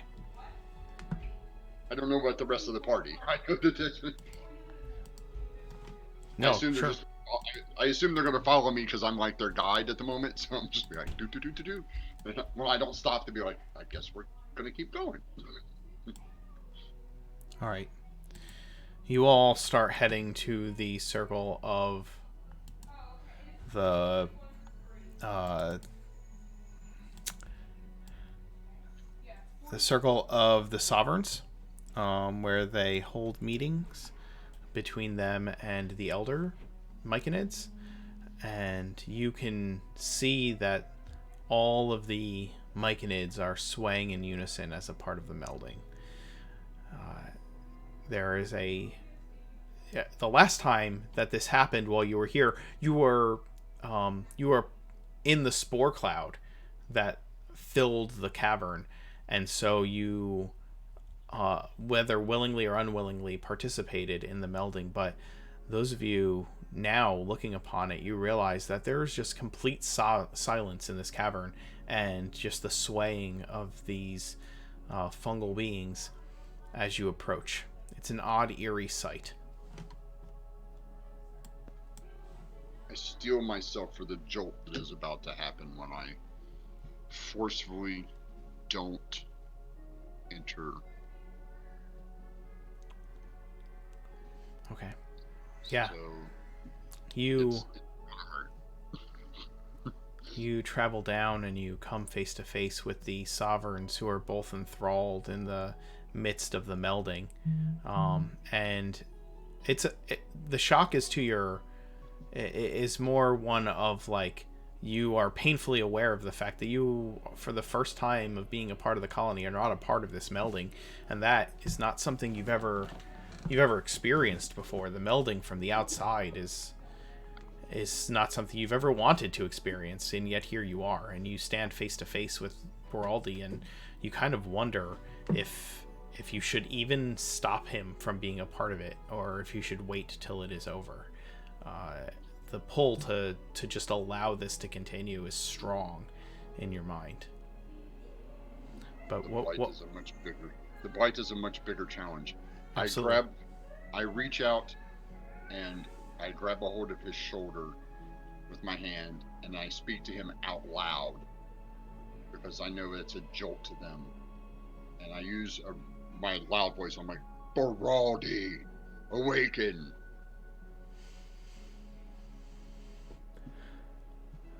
It takes a few moments, but I'm sorry, Luna, you were speaking?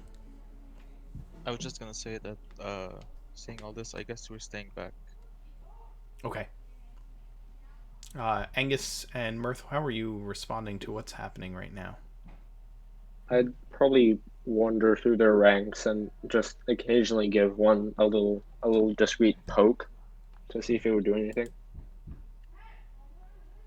Okay. Angus has just sort of stayed close to the back with his back to the wall, so he sort of knows where the exit is, and has taken out the half of the cigarette he didn't finish and has started smoking it again, just so he has a little bit of power in his pocket if it's necessary. Sure.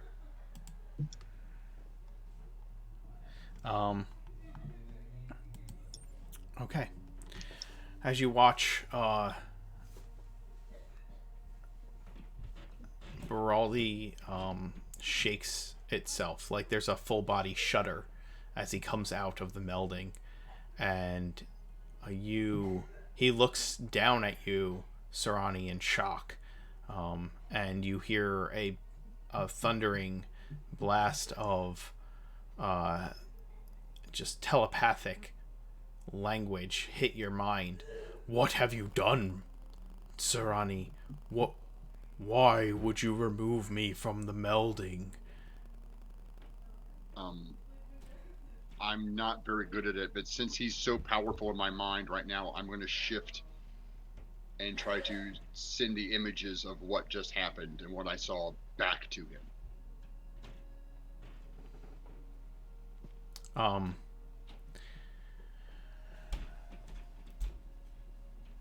His eyes widen, and he takes the telepathic equivalent of a sharp breath.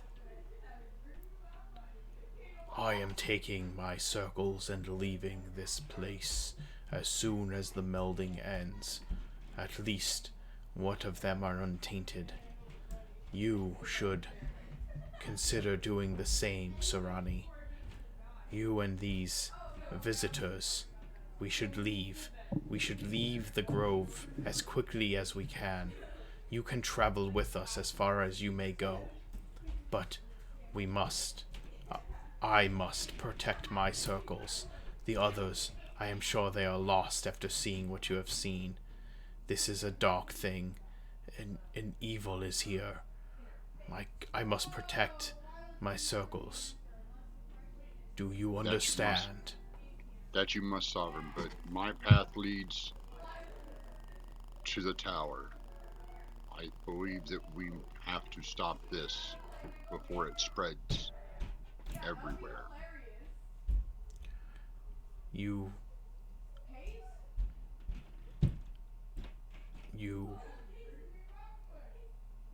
may die, or worse, become corrupted. You were once a part of this blight. I do not wish to see you return to it, child. But I do not wish anyone else to suffer under its fear and hate and taint any longer. I must drive it out of our home.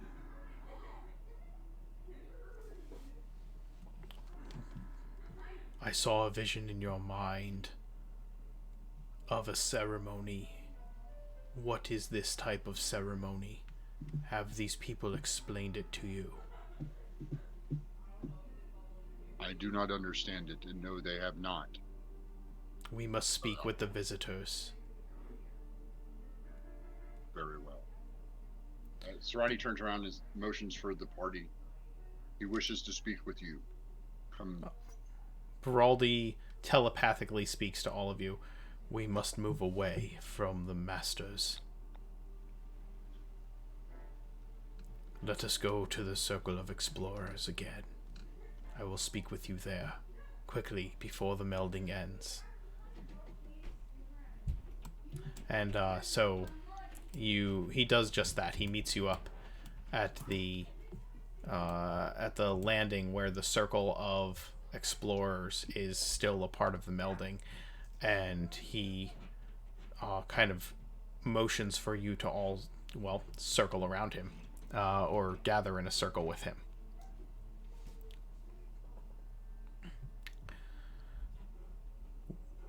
Did you see this thing that Serrani has shown me with his mind? This ceremony of creatures. Yes, we have. What was it? Big crowd, big mushroom, bad singers. They kind of just walked around, and Murph will take like a little skip around the chamber and then imitate them, the fungal people flailing in the entangle. And Vine's over there put up this little thing, and it was on fire, and they just walked through it like nothing was there. It's really weird. They were talking about the marriage. What is that?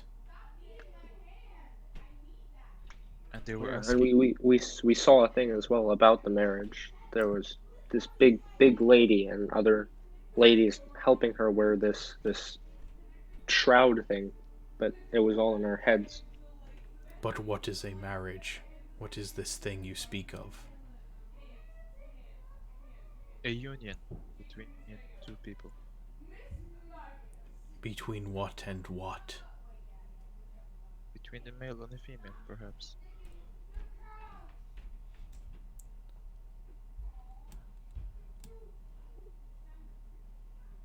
Which is which? I do not understand male or female, but I It understand is. union.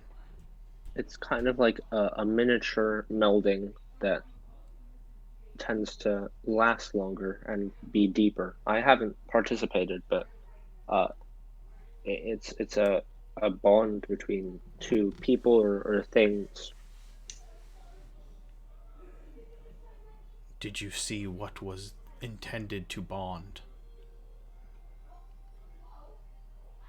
Well, Oh, the have to the assume bride, Yeah, and a groom was mentioned groom. as well. the bride would So- seem to be the big lady we saw in our vision with the blight hanging off her, as And I you mean, call I it. don't want to make assumptions, but the groom might be Philo. No, I do not think so. I think it is worse. Is that even possible? He's I'm the one not who's been sure. organizing this entire thing. I mean, it doesn't Didn't they necessarily mean it, but uh, if it's not him, he would know who. didn't they say that it was the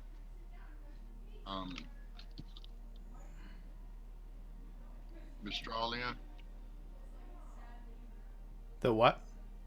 The guy we just No, that was Yestabrod. That was the when they were doing the mock wedding. They didn't show an actual groom, but motioned to the garden, and they were using Yestabrod like a puppet as a priest presiding over the wedding. Oh. Baraldi, his thoughts go silent for a moment. And then this place above. What is it? Above our cavern. There is a human place. What kind of place is it?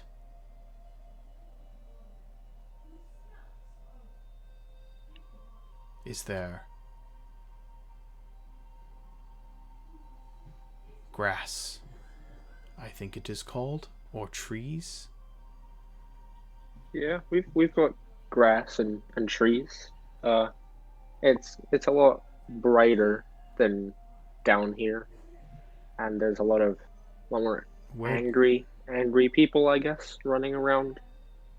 but where? You are not understanding what I mean. It is hard to describe a place I have never seen before. The roots of above come very deep into our cavern, deeper than our cavern, and there is water, and there is muck, and it comes down into the soil around this place, and it connects to a thing deep, deep in the ground, all around, beyond our cavern, far beyond this grove, past the plateau upon which you explored for me. You have shown me a vision of a giant mushroom. I believe it is connected to the thing. That mushroom. It is. Talking about the ocean? No. No, it is a thing connected to the trees and the muck above. The swamp. Yes. And as you say swamp, you get a vision of the swamp in your mind, and he clings to that vision of what a swamp looks like for a moment. Yes, the swamp, it is connected to a mind. A mind made similar, like this, and he points to like a lattice work of fungus that is growing up the side of the cavern. It is a sentient thing, a thing with thought that thinks together as one. The swamp grows from this. It is part of it. If the blight got into that, it would be very dangerous for many people. Not just myconids, not just visitors. It would spread very far. It is the greatest living thing I have ever known.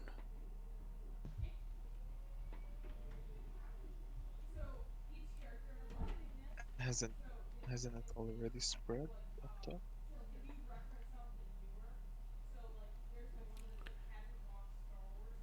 What do you mean? Perhaps what they meant by a wedding is that they're attempting to fuse the fungus woman we saw with the essence of the swamp above?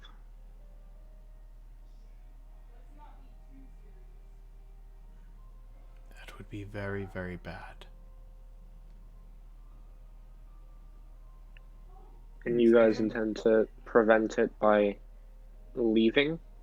I have no intention of preventing anything. It is far beyond my strength to do so. But I need to keep my circles safe. We are peaceful peoples. We do not know violence as you do. But I fear for my people. He says this, and you think about the myconid adults and the giant larval myconid that just attacked you. Attack us.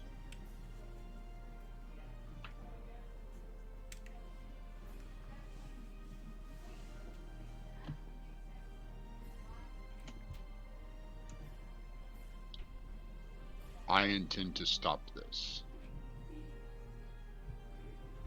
I intend to enter that mushroom, find this woman, and send her back into the dirt.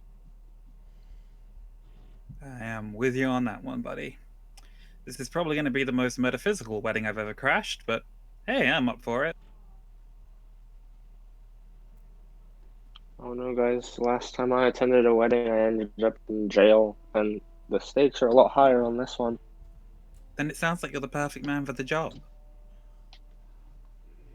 I ended up in jail. Yeah, but I'm here to break you out, so everything's fine. I mean, didn't have backup last time, so what could go wrong? Oh, now you've said it. Eyes never shut. I'm open. And if you guys won't handle it, we will. I'll say to Braldi. I'm not sure that I don't know that you're ready for this.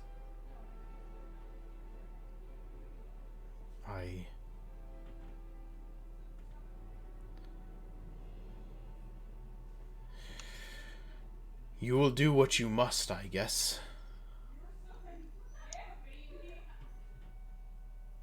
Do what we can. I will... Sarani. Me and my circles will go. As soon as the melding is over. I will... Find me. If you all do what you say, or cannot do what you say, find me, and I will give you what rest and protection I can. And young one, he turns to Luna, I will make the thing for you that you have asked of me. But it will take time. Return to me when you have completed that which you intend to do. I will have it waiting. How will I find you? Sarani will be able to find the way.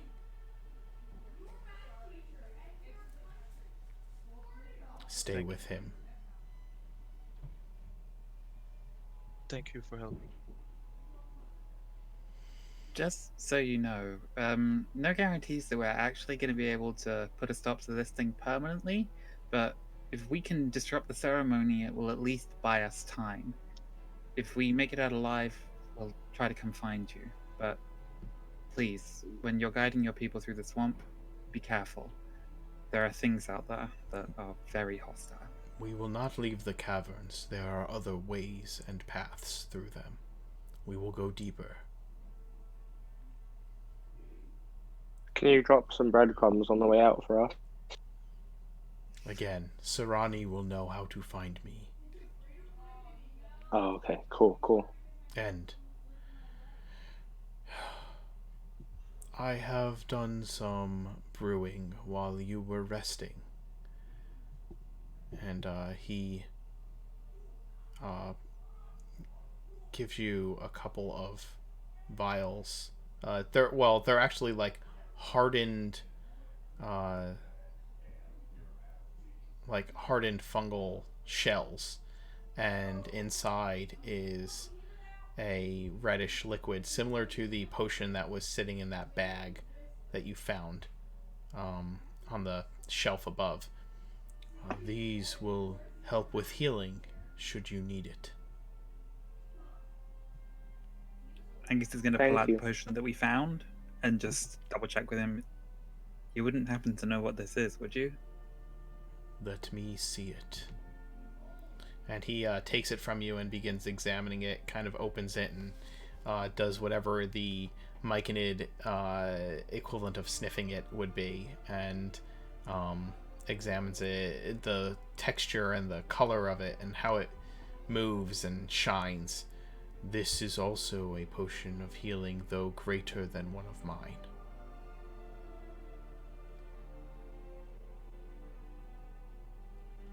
Good to know. How many of his did he give to us? You have 2 potions of healing and 1 potion of greater healing. That the greater healing potion was in the bag. All right.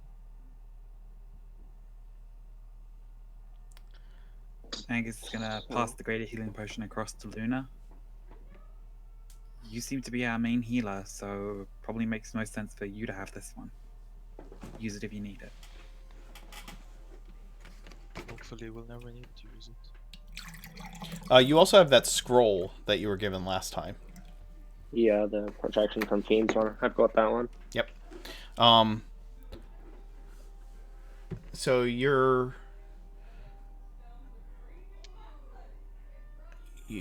have as much as I can give you. Now I will go and rejoin the building in a way. I will make my people aware that we will leave when the melding is completed. If you plan to go into that cavern, I wish you luck. May you be watched over by whatever gods you believe in. Thanks. And he departs, slowly kind of lumbering back down towards the Sovereign's circle.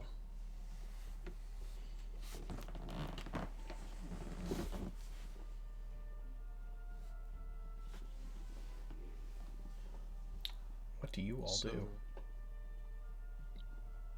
I suggest we rest and then make our assault. I agree with that. That could work. You think we can take this? I think we can try. Put a dent in a little mushroom. Like I said, plan to disrupt. If we're able to genuinely defeat whatever's there, then hey, we did great. But if the time comes that we need to cut and run, I think we should make sure that we're all aware that is an option that we could utilize. Live, fight another day. I agree. Disrupt the wedding however we can and just leave.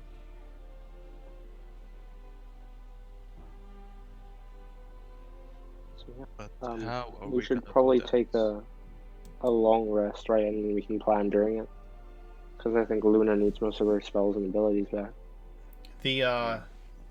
The melding is going to take another like 6 hours or so, because you only had just gone up there after the melding started, and so between the time you did the fighting and looked around, came back down and had this conversation, it's probably been less than 2 hours. So if you take a long rest, it would last through most of the melding, and then myconids usually rest after the melding. So you may be okay to do that. You should be okay to do that. That should be good then. Assuming everyone's in agreement. But do we even know how are we gonna disrupt that wedding? I mean, we killed the priest. Go into the front door. That wasn't any further rehearsal, though. I mean, they might have a backup. I was thinking if I can disguise myself. I mean, use some of the fungal growth that's around here, a bit of makeup from my disguise kit. Maybe I can try to pass for one of them and get close enough to interrupt something vital. I mean, do you think they'd take an I object? Aren't they connected with their brain? I mean, I have something that might do that a lot better. A gift from my mother to help me get from place to place without being seen. But it only works on myself, and I can't do it often.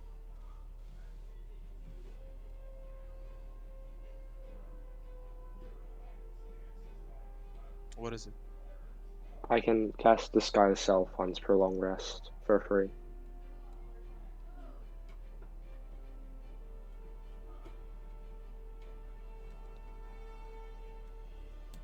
But I mean, should we go and scout the place where the wedding will take place, at least? Or at least find out where? Well, Maybe it we would can. be in there, right? Pardon. I'm assuming it would. I guess wouldn't be in the room with the massive mushroom, like the source of the bride's power, I guess.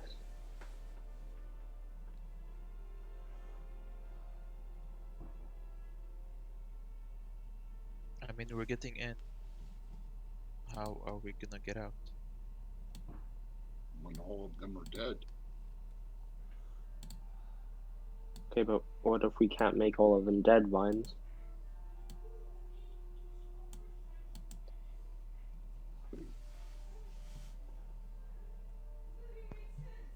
Then we will. I do think we should just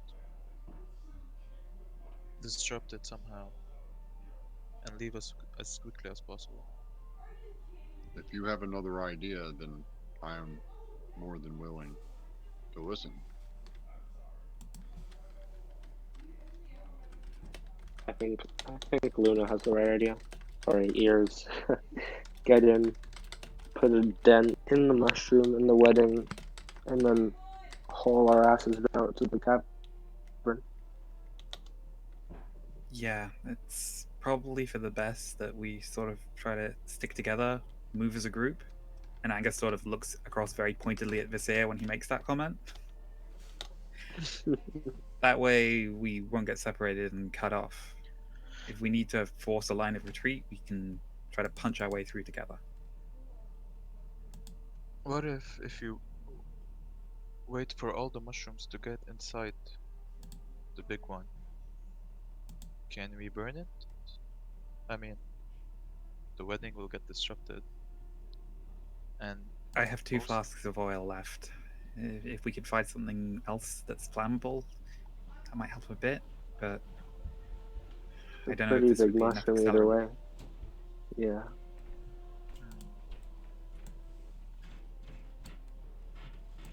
let me see.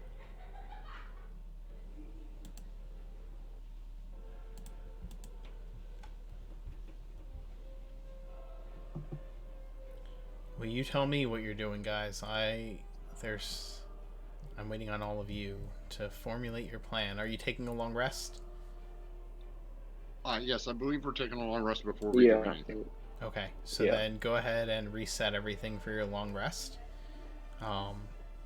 You are unhindered, and when you awaken and are and prepare, the myconids around you have gone to their places to rest.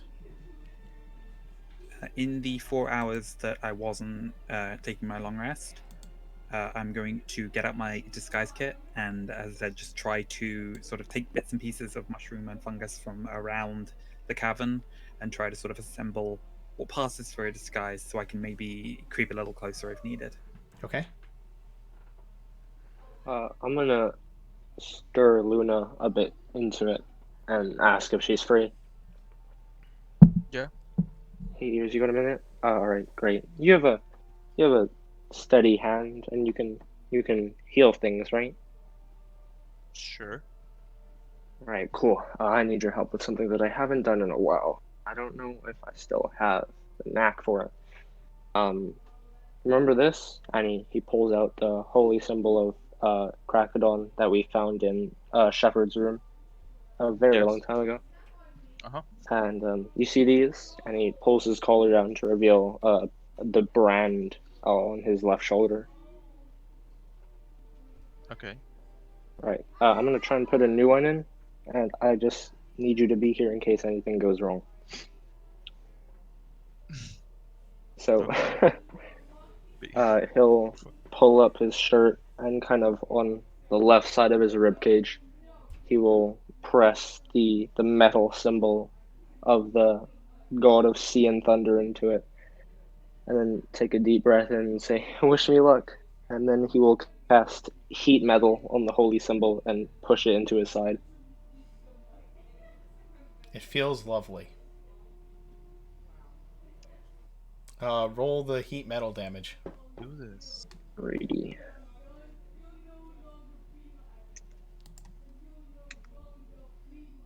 Oof. You take 11 points of damage from the burning metal that you are pressing into your body. Ah. And you brand yourself with the symbol of the god of the sea.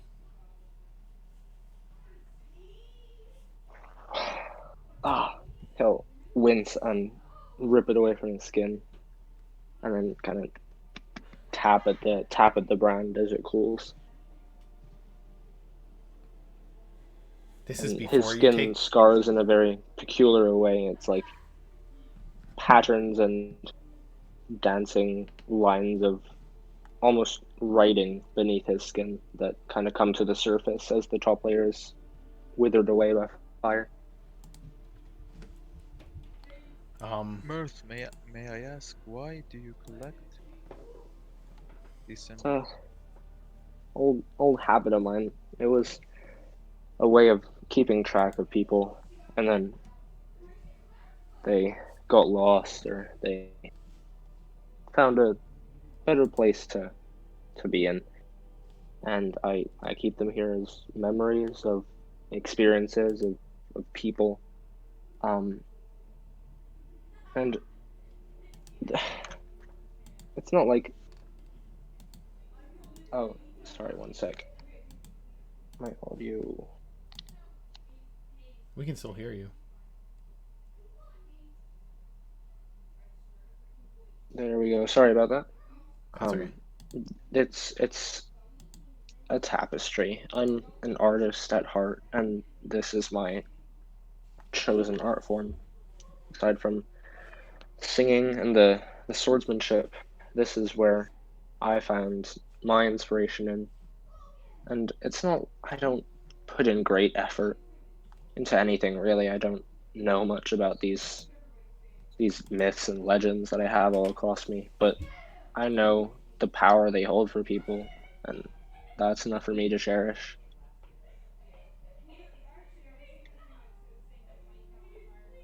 I think this one's yours, right? And he fishes around his neck for a second and pulls out just a simple black cord with a cut silver circle hanging off the end of it and shows it to Luna. Where did you find this? Got it from a guy in Ravenreach.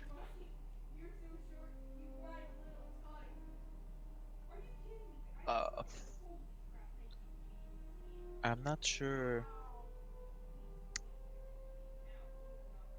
The priests would like what you're doing. They usually don't. That's how I ended up with the first of the scars, and I've done the rest of them as a little, retort on my part to give back what they gave me. And he pulls up his right forearm, and on the top of his arm is a much more like angry, like an angry brand, and it's like bubbling and scarred around the edges, and there's blade marks in it. And he says, "This is the other thing. I still don't know what this is, and I've been looking at all the other ones and everything that I collect just to see if I can trace it back to this. I don't know where this is from, and I barely remember who gave it to me. May It I see was, yeah, sure." And he kind of lifts up his arm further and pulls it towards you. What's it look like? Like the symbol, not just the scarring.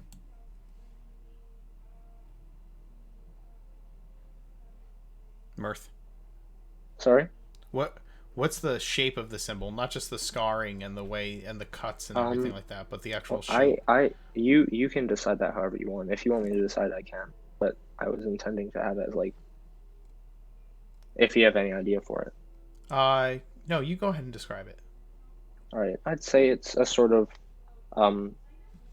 twin interlocking circles with the head of a ram like carved into the middle of it, and they're faintly traced in red, and they still hurt. They look like an angry flaming red. DM, do I recognize this? Give me a Or can I religion click roll. this? This is a Mirth. This is a symbol of the hunters that are searching for your family. Is that correct? Yeah. Yes. Okay.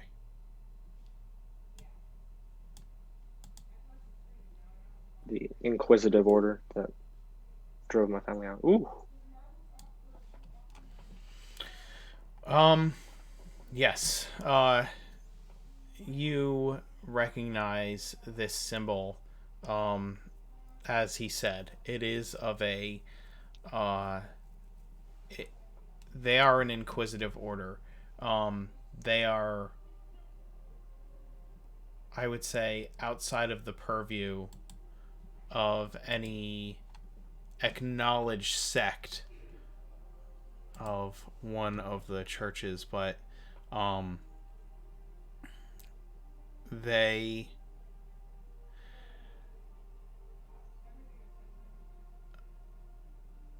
represent a joining between the worshippers of Orad and the worshippers of Thandra. That's what the two circles symbolize. The one represents the light of the sun, and the other represents the circle of Thandra, which they say represents the moon. And the ram head in the middle is the symbol of their order.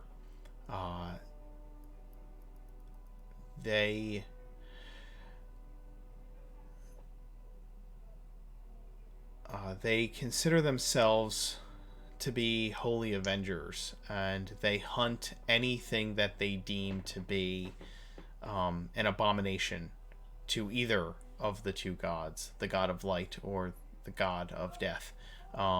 Anything that would fall under the purview of their enemies as they see it, including, in this case, tieflings, and any other race they deem evil.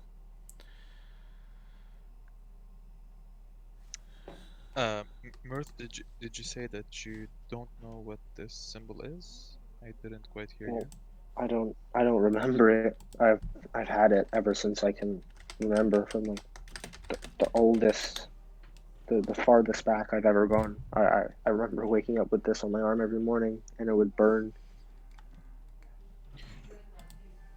Do you mind if I keep it, just so I can investigate it more? Maybe recognize what this is.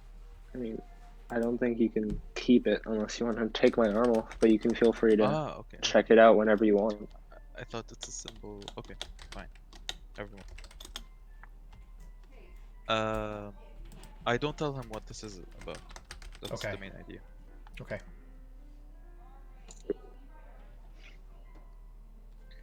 I don't know what kind of person would have done that to you. All I can say is that if someone like that had been in Darkhaven, I think my parents would have run them out of town. That isn't the way that you honor the goddess. It's cruel. Maybe it was. Who am I to judge? I don't know. If it hurts, do you want me to remove it? Try it and maybe remove it or fix your wound? So maybe No, it won't hurt that much. I'll keep it. It's part of who I am at this point. Maybe after I'm done with it, maybe then. But it's something of what I have to do. What I've left Is it behind. is it just you, or did they do it to your siblings as well? Joy, Silver, do they? That's a great Same. question, and I'd love to find out one day if I ever get the chance to see them again. Just one more reason why we need to track them down.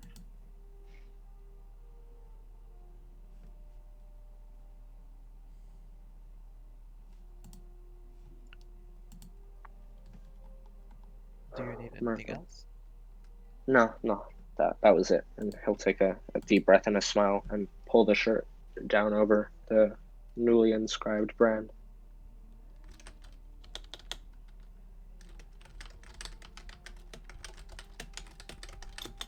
Okay, and I'm assuming that takes place before your long rest. Yeah, I do this before. Okay. Sleep it off.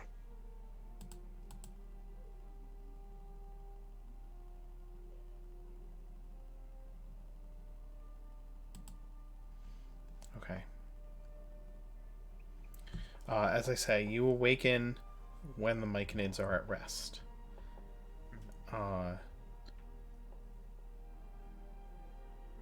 What is your plan from here?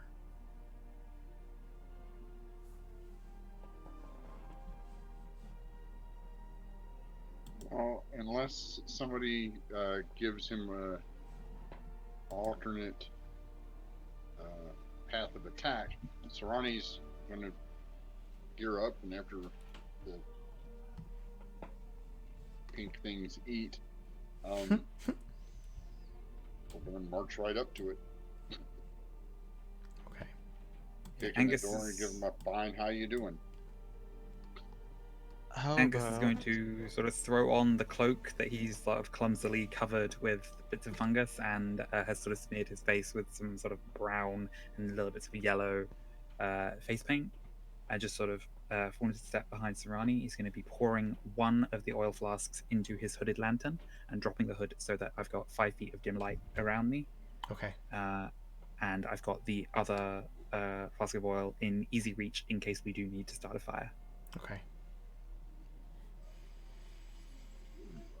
Oh, I'd also like to know if we could identify this wand while we're here. Do any of you have the ability to identify spell? Has the identify ritual? I do not. Okay. I would have it, but I didn't choose as one of my known spells, so. Okay. I think we need a pearl before we can do it anyway. Yeah. You need a pearl of 100 gold pieces to be able to cast it, so. I mean, I think if you take a rest with an item, you can glean its properties, right? If we can find out how we can disrupt this wedding, maybe if there's another priest, maybe stop him. If there's anything we can, I'm trying to avoid a big fight. Okay. We've seen there's a lot of them, so I'm not sure we can take him head on. I mean, I should have thought of it before, but I could have used the disguise kit to be the priest, and then I could just conduct the ceremony and it won't be official. Aha! Foil. Got him there. So if you take your time during a long or short rest to examine and kind of mess with an item to discover its properties, you can do that.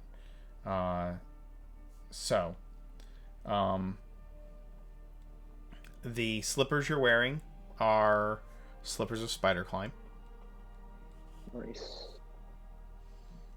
And the wand is a wand of web.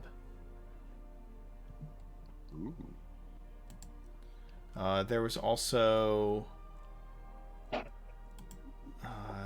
There was also 323 gold in the pouch of gold that was in there. Sorry, could you repeat the amount? You just broke up a little bit. Yes, 323 gold was present in the gold pouch that you found. We can split that 6 ways for 54 each, right? Well, you'd only need to split it 5 ways. Or we could Oh yeah, there's only 5 pull left, it so together, see 60. if we can find a diamond merchant for Luna's It's bow. about 64 gold. Yeah. Just leave it in kitty till we get somewhere where we actually need to spend it.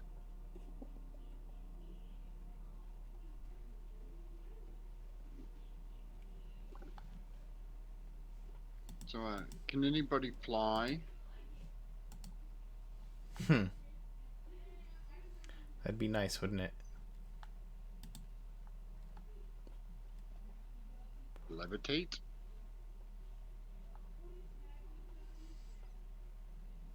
Are you moving? What do you have in mind?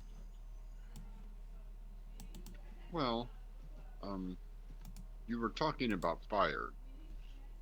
That mushroom will burn.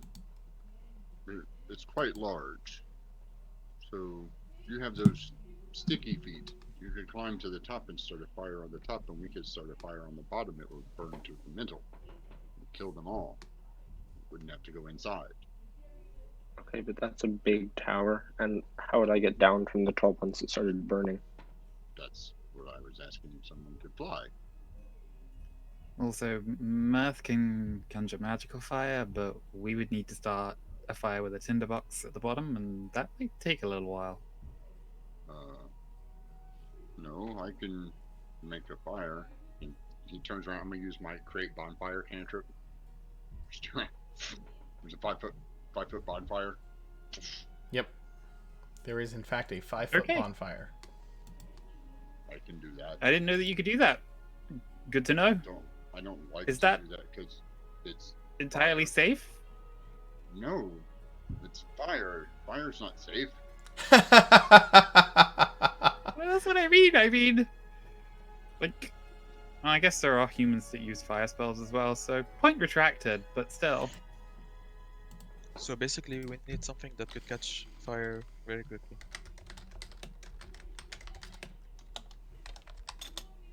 Like a big plant, perhaps. Out of character, in theory, I can do that every 6 seconds. All the way around the base of the mushroom. So do I we can make have a to smaller fire. distract them? Do we have to dis- Theoretically. do we have The to bonfire distract them? ignites flammable objects in its area that aren't being worn or carried. So, okay. Yeah. Good to know. It's the closest thing to fire that I have. I mean, I have produced flame too, but it's not as It's not the same. No. yeah. I mean, How I just, about you know, we create? it's concentration too, so I can concentrate on this. When I stop concentrating on it, it just does it cease to be, or is it? With what? Create bonfire? Yeah. Yeah, as soon as you cast, you can, if you say you can cast it every 6 seconds, but as soon as you whatever's flammable will remain on fire, but the bonfire itself will go out if you create a new bonfire. Yeah, that's what I was saying. Like I just like if the mushroom's flammable, I can set it on fire. So yeah. how Wait, about yeah, we I gather can- materials that could burn quickly, and you can create the fires, and the rest of us can create Wait a a minute. diversion. You can get back Keep- down. Start the fire on the top and then just walk down. Yeah, the other side. Right, I realized Okay, that. so I mean, I'm Luna, not sure fire on the top would work.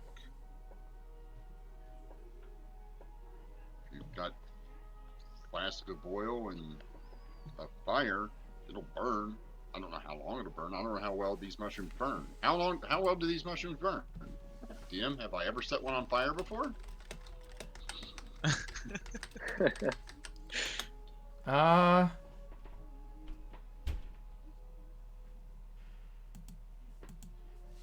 Questions you didn't think you needed to Yeah. know. Answers you didn't think you need to know as a DM. Do giant mushrooms, are they flammable? And how flammable are they if they are? And do they smell delicious when they're cooking? They do smell delicious when they're cooking, but this is not cooking. This is burning. It's roasting. It's the same thing. Also, is Of there a the- point where we stop becoming adventurers and become serial killers or mass murderers? Arsonists. Anarchists. Like there's a fine line between, you know, defending the realms and wholesale slaughter. I'm not sure where that boundary is. I mean, for my character, I know that this is okay because this circle of life is, you know, you live, you die, you become dirt and fertilizer, and you help something else grow. It's okay with me. I don't know how these pink things think about it, but I don't know. Shelf funguses that are dry tend to be flammable. So yeah, looking up flammable forms of fungus is not what I expected to be doing when I'm playing Dungeons and Dragons. Oh God. So what's the bartender's what's the barkeep's daughter's name? Boss? What? I don't know. I just said he had a daughter. Why are you asking me this stuff? Look, I can come up with the names of NPCs. That's fine. But finding out if a species of fungus is flammable is not something I ever expected to do. Yeah, because you do know that once you say it is, it's canon. And I will be repeatedly setting mushrooms on fire. There are some mushrooms that are flammable, and there are some that are not. And you will have to take a look at this giant tower and give me a nature check to find out if you know which one it is. So. All right, then. I'll go study it. All right. Come on, team. Let's go find out if this thing burns. If it comes right down to it, we can try hacking it down as a backup. I don't think that's going to work. I mean, if it doesn't catch fire right away, I think we're probably just going to go in through the front door. Oh, God. Surani, if you destroy the mushroom, do you think the whole ceremony would just stop, or would they just do it in another place? Well, I'm assuming they're not going to get back out if they die in the fire. If they Fire don't, is bad. Fire dangerous. I meant if they don't die in the fire. We shut the doors. They get trapped inside.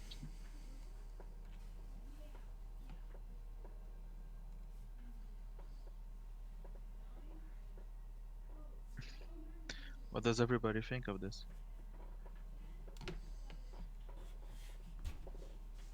Angus, Mirth, Vizier. Are you guys traveling to the to where this giant mushroom is as you're having this conversation, or are you having this conversation before you travel? Yes, we're going to be walking. Yeah, we'll be on our way. We're going there regardless of how we deal with this, but we might as well just head that direction and make the determination when we see if it burns. Okay. I've got to admit, Luna, I am in way over my head. I have no idea if any of this is a good idea, but there aren't really a whole lot of other options. So, I guess we go and set fire to a mushroom. Do you know other human elf things that are more powerful than you? Maybe they could help us? Do you have sovereigns? Where are your sovereigns? Can your sovereigns help? We're here, aren't we? So that's their way of helping. Okay.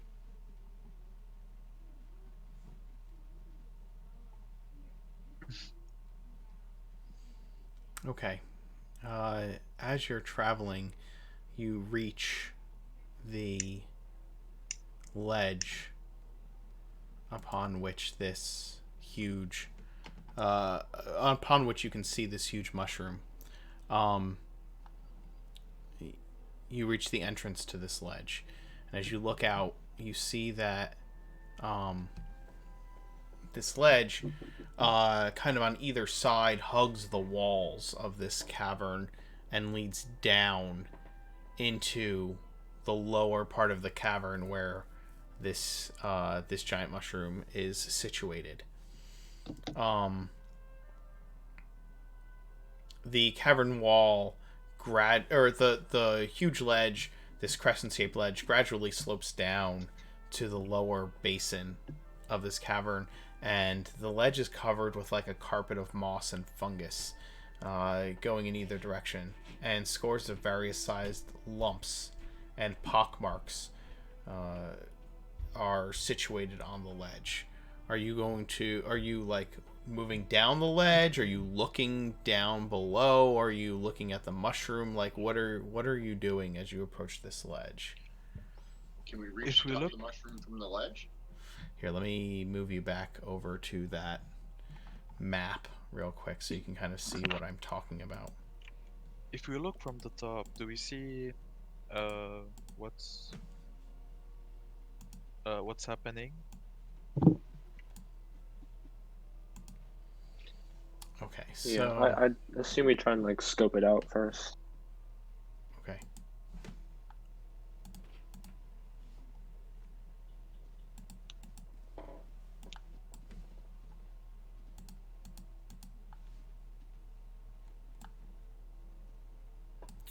Just gonna move this so that everybody can see what we're talking about here as you look down into this ledge.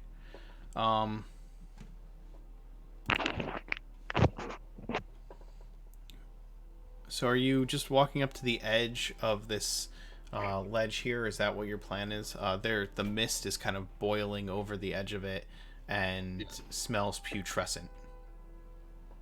Yes, that's what I'm doing right there. I'm trying to get a better look at this monstrosity. Okay. I'll fan out to the side.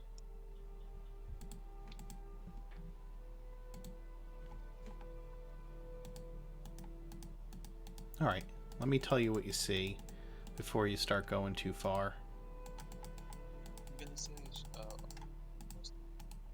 I'm sorry. Yeah, you're real quiet all of a sudden. I said I'll stay back next to Vizier, resting perhaps. Okay. I was going to say, I'm going to stick by this here as well because I've got the lantern so that we both have a little bit of light. Sure. No problem. You look down over the ledge and you see that there's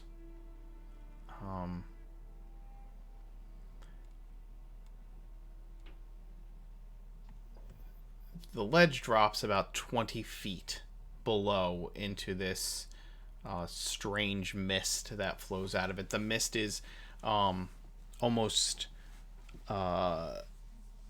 phosphorescent in a way and multicolored. These strange hues of blues and purples and greens kind of swirl in the mist. And again, the smell of rot, that sour, musty smell of rot lingers on the air. And you can kind of see shapes down below. As you look down either side of this sloping crescent-shaped ridge, amongst the carpet and fungus are these various sized lumps and pockmarks where pools of vile fluid kind of sputter and ooze.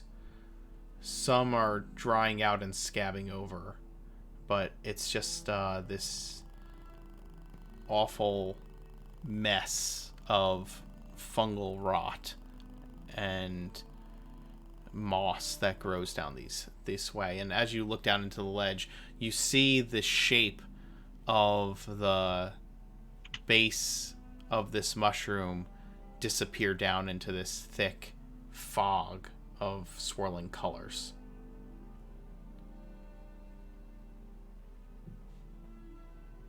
Are these 10-foot squares or 20-foot squares? Going The larger squares are this way. yeah, those are. So let's see if I can. You fit in a 5-foot square, right? So Yes. so these the squares that are on the map itself, the darker squares, Yep. those are 10-foot squares. Oh, okay. So I'm going to back up to about here, so I'm not standing in the edge of the mist. Okay. Right? Is the mist ends right about there, or further back? I mean, the mist kind of hits at ankle level there. How far back do I have to go to get out of the mist? All the way out of that area. Oh, all the way over here. Yeah. You'd have to go somewhere over here where the rest of the party is. The mist kind of starts to dissipate as it hits that area, but this whole ledge has like a mist about ankle deep, and then down inside within the basin, it's covering the entirety of the base of the mushroom. Party to back up just a little bit. Mirth, what are you doing? Are you staying there, or are you backing up more? I think I'll back away from the ledge, but he'll edge around the corner a little bit more to try and get a side view and like what's back here. Okay, that's all difficult terrain. You are like wading through this this moss and fungus covered ledge. And like I said, you're passing these various sized lumps and these pools of vile fluids and these scabbing over pools that are drying out. And as you're passing through, you can discern that the shapes of writhing creatures are inside each of these lumps. You can see like humanoid shapes floating inside these lumps as you move past them. And as you realize, just when it dawns on you that, oh my god, there's a living creature inside one of this pustules, it explodes. Cool.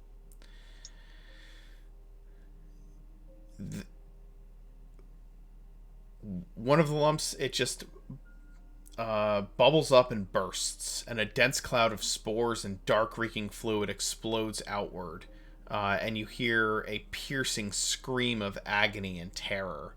And inside this pockmark that's left behind by the burst is another one of these kind of putrescent elves that you've seen, that you saw earlier in the garden,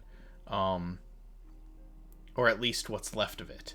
Other than a face and like long hair, and a breastplate, it would be impossible to distinguish where this creature ends and the rot and fungus consuming him begins. The elf feebly thrashes and starts screaming in this high-pitched manner, which I'm not going to do because it's going to hurt my throat. And then he locks eyes with you, Mirth. Like, eye to eye, you lock eyes with this creature. And it abruptly stops screaming. It kind of gains some lucidity for a moment. Like, you see the terror and pain on its face get replaced with some kind of understanding that it's seeing another living being. And then after a heartbeat, its eyes kind of like roll back into its head in like a bizarre euphoria, and he goes limp and slowly sinks back down into the muck that he's sitting in. Can you give me a wisdom saving throw? Yes, I can. Finally. There you go. You steel yourself against this terrifying visage of just horror and decay. And you swallow, and you hold yourself back from wanting to scream, and kind of hold it together. And as if in answer to the screams of this elf that burst forth from this pustule, you hear throughout the entire cavern moans that begin to call out, and loud cries of agony, and a terrifying and deafening chorus, drowning out all of the other sounds. And eventually they begin to wind down into a low susurrant of groans and burbles. The entire stalk of the mushroom that is beside you suddenly seems to shudder in delight. Mirth has remained in the fog and kind of moved a little bit down the crescent-shaped path as you have backed up.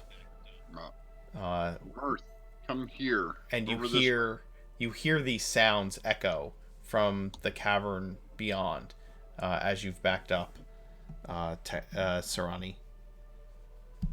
Can we still see him? Mirth? Yes. Yeah, it's dimly lit, but you can see him. He's about knee deep in fog where he's standing. Does he look like? What's that? Does he look like he's in danger? From our perspective. No, you've kind of seen a bit of what's happened, but you don't, like, you heard the scream and you saw like this burst of spores and fluids nearby him, and he kind of backed away from it slightly, and that's what you saw. But he doesn't look like he's in danger as much as he's shaken by what he just saw. Mirth, come back over here, out of the fog. He kind of frowns and looks down at the corpse for a second. He'll bend down and skewer it. The corpse is like sunken into this muck, and you skewer it, and as you do, you feel it slip down further into the mire below, and your sword is like, your hand and your sword are like slipping down with it, and like getting closer to this disgusting fluid. I'll wince and then turn around and make my way towards the rest of the group. Okay.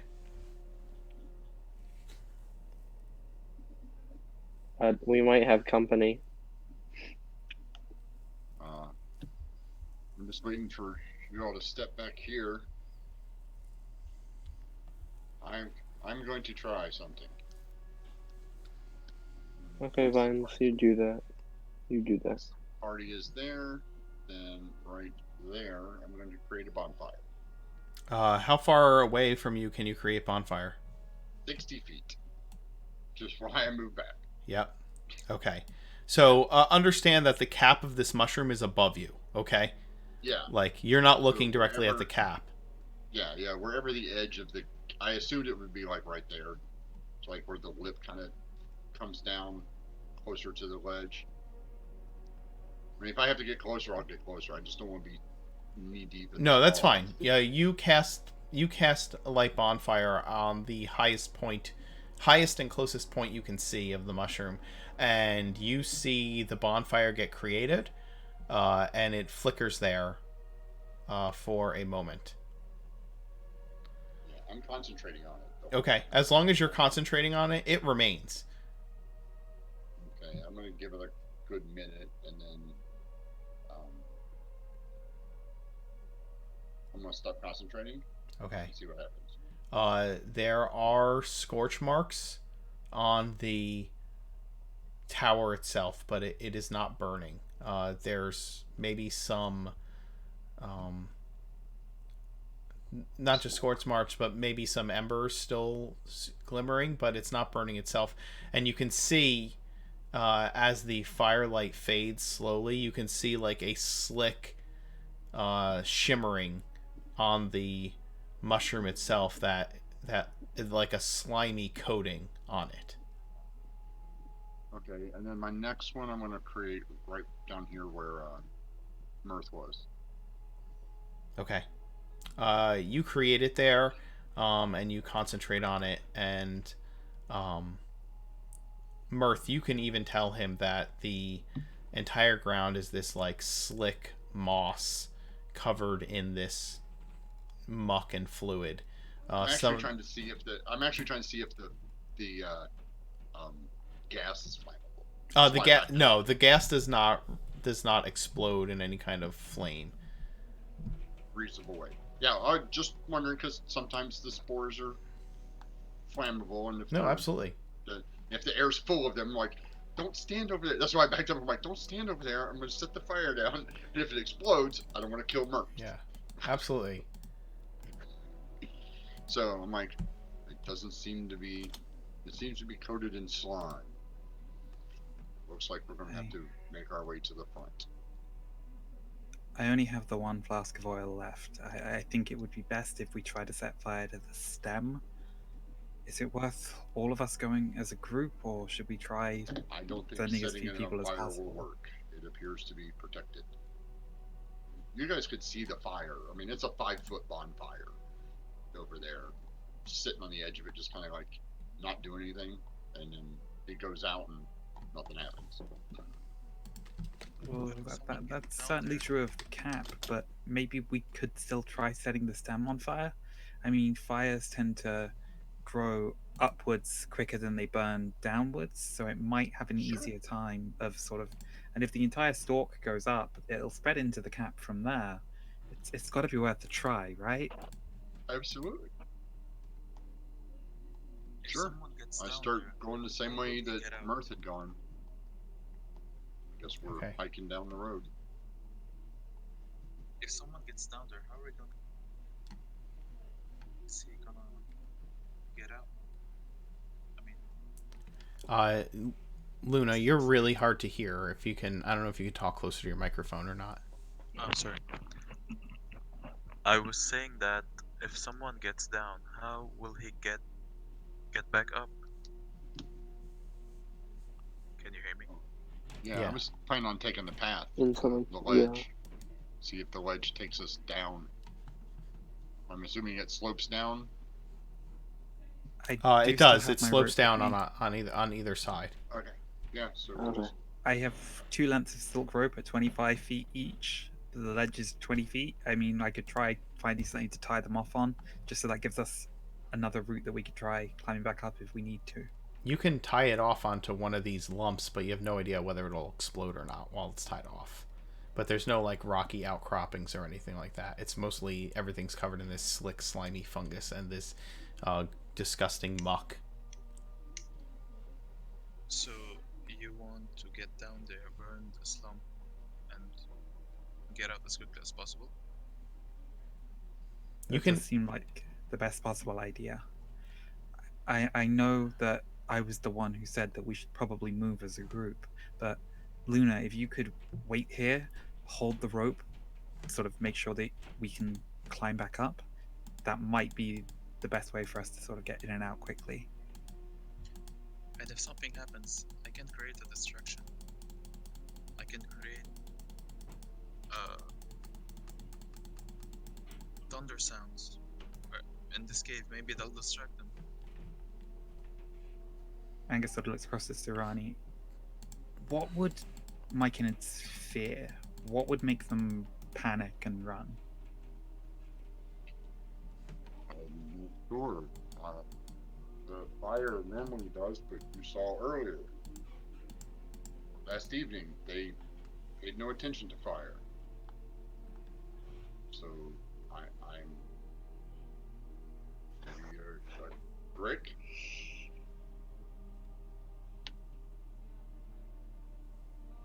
Or What if some kind of Catoblepus? A Catoblepus would scare them. What? A Catoblepus.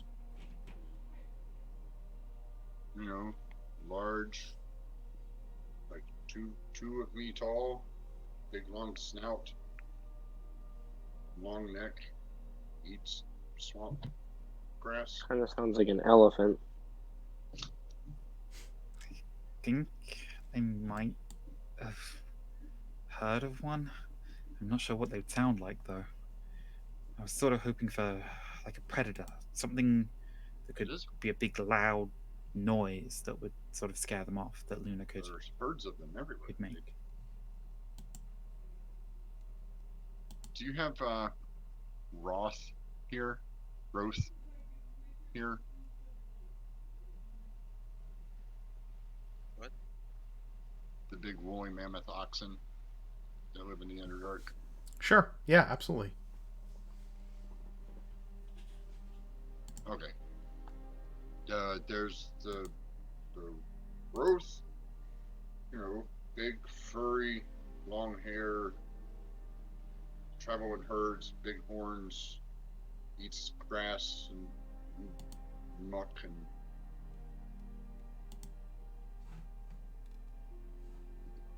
I have no idea what you're talking about. None of them have been to the Underdark, as far as they know. I know. But Shivani's like, well, what about this? What about this? Yeah, absolutely.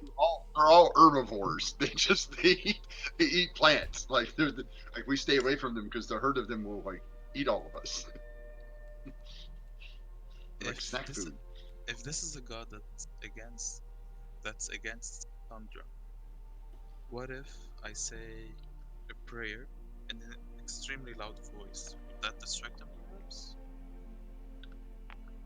I mean, If you could then use the thaumaturgy to make the sound of a thunderclap, perhaps. or make it look like Thunder's answering you, that might work. My idea was that if someone's lighting a fire, I create a distraction that could take away attention from him. If that makes sense.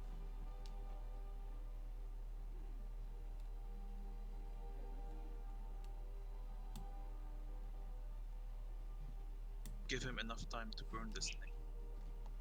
Or our main goal, to disrupt the wedding. Whatever that is. Disrupting the wedding sounds good to me. Let's go cause a distraction, and Mirth will run up, and he will, as he springs past surrounding me, leap sideways and latch himself to the wall. Which wall? That one there? Yeah, like this one? Is that a wall, or is that... Oh yeah, that's a wall. Drop. Well, that's that right there is a drop, but there would be a wall. Like over here, this is a wall, right? This is like a wall here. Alright, yeah. I'm gonna draw my sword and run past them, and then leap up onto this wall over here Okay. to bypass the lumpy terrain. Mirth, before you go, do you have any potions with you? Would I? Did you take a potion? There were Yeah, two. I'd assume I'd take one. Okay. And before I set off, I'm gonna use my Legacy of Malboj feature to cast Disguise Self as a...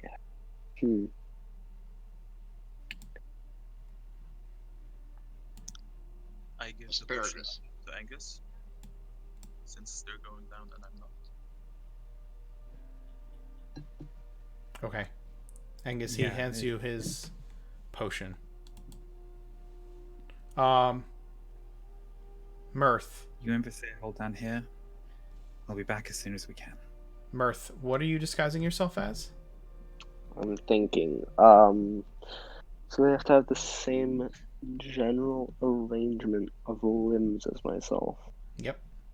And 1 foot shorter or taller. Okay, I'm going to...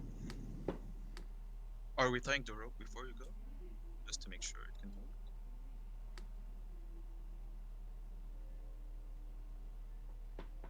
move. We can tie it, but I think the only thing that was available to tie I think the idea was the that we couldn't really tie the rope to pustule anything, so things, if you yeah. just sort of hold it. I mean, you can sort of tie it anchor to a at the person. top. Yeah, I got it. I mean, If we we can all- get if Luna, I think we would all feel more comfortable with Luna down there supporting us if Vasir could hold the rope at the top. I mean, Vizier can hold the rope, but I mean, if as long as Mirth leaves before everybody else, Mirth can run up the side and help Vizier hold the rope. I think Vizier's had a few too many close calls recently for me to be comfortable leaving him up here on his own. It's not easy splitting a group of 5 in a way that makes sure no one gets I think left we in should all trouble. go. I think we could all go as well. Yeah, okay. If we need to fight our way out, we'll just do it. Yeah, like I said, we can just give Mirth the rope and he can run up the wall and stand up there.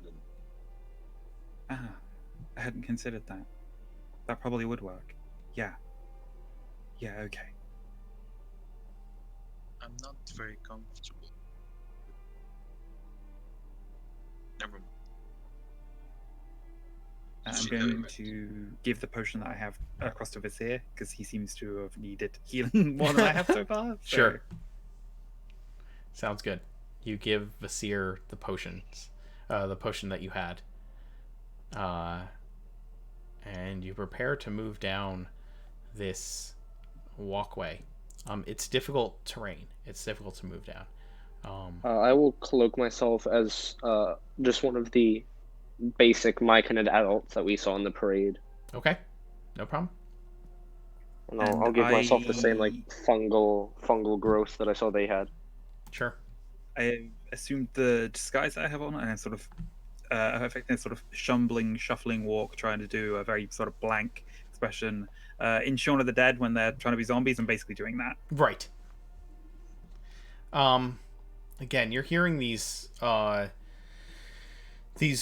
susurrations of groans and burbles as you move through, and you find that there's no difficulty moving down the ledge itself.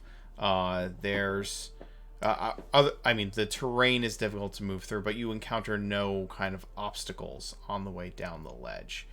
And you stop here. You want us to stop about there? Where are you looking to stop? Okay, I see. That's kind of towards. There's maybe another. So if this is a 20-foot drop, this is probably a 10-foot drop, and down here would be like a 5-foot drop, and then no drop. I'm just gonna walk all the way down the edge. I'm not gonna jump. Okay. So, what's out here in this? Okay. You reach down to the bottom, and you are completely within the mist in this area. And I think I need to change this. What's that? It's like lightly obscured. You can see through the mist, but there's like constantly just this floating haze around you. And I will describe what you see. While going down, Luna casts protection from poison on herself.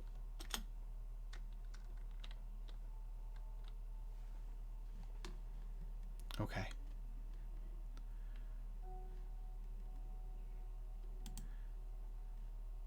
You cast protection from poison. You look out, and you see through the mist the base of this fungal tower. It's huge. Really hard to compare it to, other than literally a tower. There are revelers around the tower. Scores of deformed creatures are like dancing around the base of it, like a motley collection of humanoids, like a whole bunch of different creatures. And you can see, as you kind of peer through the swirling haze of colors, that they're covered in tumors and cankers and putrid patches of flesh all over their bodies. They're joined by dancing fungi, vaguely shaped and twisted into forms that look humanoid. Some of these creatures are spore servants enthralled by whatever creature is residing within the tower. Others are myconids that have been twisted by the infestations that you've seen as you've traveled. The dancing creatures don't seem to notice you at all. And voices can be heard kind of cackling and chatting amiably in the midst ahead. You see elf creatures dancing as if their bones were melting, and you see dwarves roaring with mock merriment and vomiting slime, and you even see strange underdark creatures like Nothics leaping and laughing madly and capering.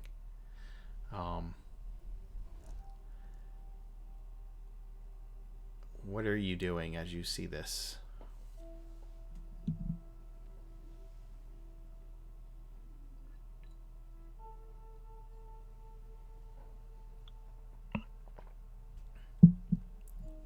How do you all react to what you're seeing?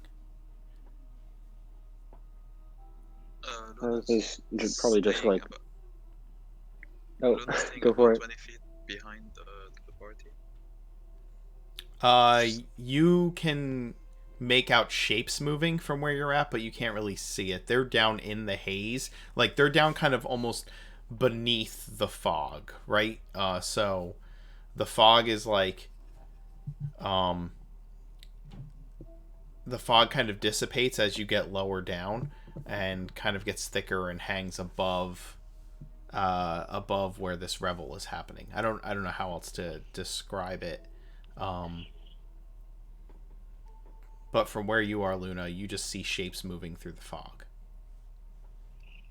Sarani is incensed at the chaos and destruction the blight is causing. He's horrified that all these creatures just fell to its madness already. Give me a wisdom save, Sarani, as you observe this. In fact, if all of you spend more than a moment, like, glancing at this, I need wisdom saves from everyone. I got a 13. Okay. Go Angus. Should I roll? No, you don't get a direct view of it. Do I have to make another one with the one I did earlier? Yes, you'll have to make another one.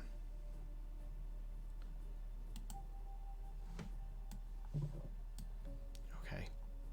Just going to sort of crouch up, keeping low to the edge here, and set my hooded lantern down on the edge of the cliff, sort of here, at the top of the ledge, ready to be able to lift the hood so that the full brightness of its light will shine out and sort of illuminate at least the first half of what's potentially going to turn into a battlefield.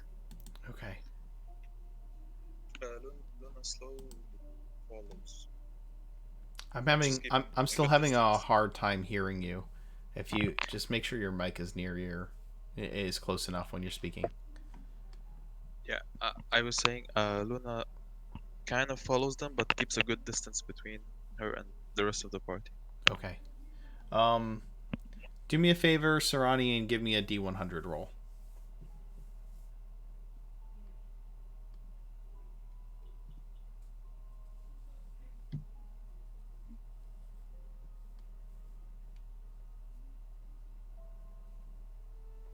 Okay. That's never a good sign. Do you master that?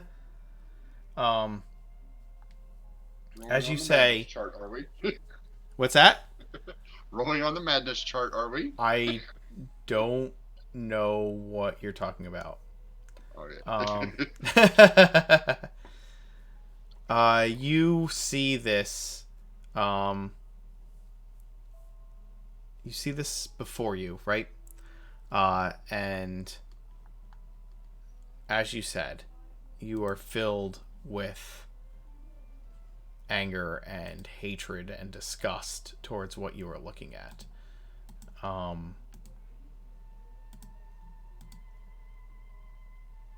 In a way that is beyond simply being incensed by it or just hating it. It goes deeper than that. You are literally incensed to violence. You feel the need to just begin to destroy what you see before you. For the next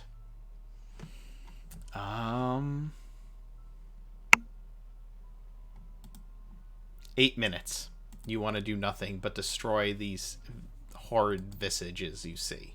All right. Am I gonna go out of my way to do as much damage as possible to him? You will attack the nearest thing you see Okay. for the next 8 minutes. Okay. So no abilities or spells or anything that. No. The literal madness that overtakes you is that for the next 8 minutes, you must use your action each round to attack the nearest enemy that you see. It says creature, but you're focused on the things ahead of you, so I won't let you just attack. You will not start with your allies. I'll say that. You won't start with your allies. There we go. Move me out into there and start hacking away. Okay. So you like charge into this, right? Yes. You charge into this space, running forward, and as you do, Mirth, you see the creature that had exploded forth and you stabbed and fell back into that muck from earlier. You kind of see that rise up in the muck that's around the base of this stalk. It kind of rises out of this pussy, disgusting fungal muck and starts dancing with the revelers. And you're seeing this, and suddenly out of the corner of your vision you see Serrani just leap into the midst of them and begin attacking. I curse. And if I can, I'll quickly slide down this wall using the slippers to like occasionally hold myself so I don't just Sure. hit the ground. And I'll try and mesh into the crowd. Okay. Give me a initiative roll from everyone. Before we start, can I Oh, quickly boy, have my oh, ready boy. action to lift the hood of the lantern to have the light Yes. shine out fully? Yes. And so you're aware the mist that's swirling with color is giving off this phosphorescent glow throughout the entire area. It's dimly lit. It's not brightly lit, but it's dimly lit in the entire area. Wow, Luna's killing it with the initiative rolls today. I would like to hit double digits. I have a +4, and it just keeps not happening. I am gonna roll an initiative for the monk here, and you let me know what you all think he would do.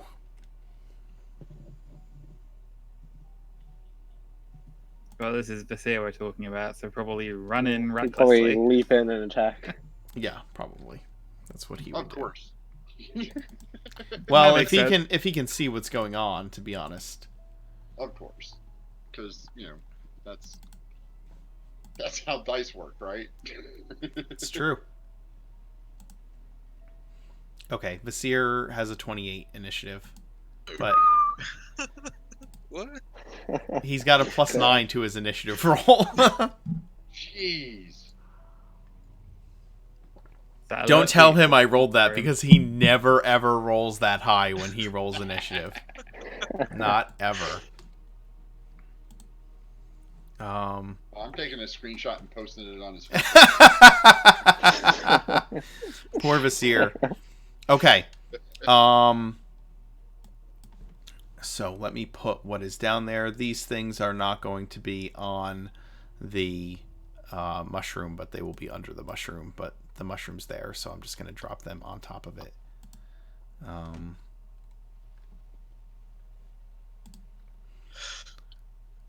This is going to be an easy 8 rounds for me. It's 8 minutes, so it's not 8 rounds. Minutes. Oh, it is 8 minutes. 8 Oh, minutes God. is 8 times 8 times 80 rounds. This is the next 80 rounds. So I'm gonna go make a sandwich and a meatloaf and Yeah, you're on auto attack mode. maybe Hulk chicken. mode. Exterminate all meat bags. Yeah. Don't get too close. At least I'm not a barbarian and raging while I'm doing this. So. Okay. So you jump in, and there are several of these several of the elf-like plant zombies dancing around, and there's also at least one or two of the lizard folk plant monsters that you encountered up above. And Oh, is Sharp-Eyed still with us? he would be, yeah. I'm so sorry. Yes, Sharp-Eyed is still with you. Faithful to the end. Sharp-Eyed hadn't been with you in the previous battle because he got caught up in the Myconids dance. Their little their melding. He got caught in the melding. Okay. So this, I think, is going to be all the revelers that turn and react to the attack by your creature. And you know what? Let's see. How do I want to do this? I'll do that, actually. So here's Sharp-Eyed. Where do you want Sharp-Eyed? You can put him somewhere. Or you can tell me where to put him, and I'll put him there. We'll delete that, and I'm going to use these lizard folk. If Vizier is gonna stay back, maybe Sharp-Eye should stay with him? I think Yeah, I both think- of them are coming out to the front to fight, though, right? Would they know you're fighting? You told them to wait here, right? Oh, yeah, we did. So you can tell me they're waiting. They're our escape route. No? Yeah. So Vasir is going to hold his action, right? So I'm going to roll initiative for all these monsters.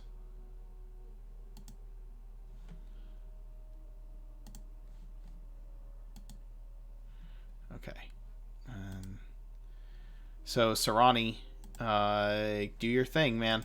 That's what you see before you. You see these strangely mutated spore servants all around. And you've seen spore servants before because the sovereigns use spore servants to help protect the colony, right? So you've seen them before, but these are mutated spore servants. These are overtaken things that are molded by the cedar, the lady of fungus's power, and it has driven you into a mad rage. So go ahead and take your action.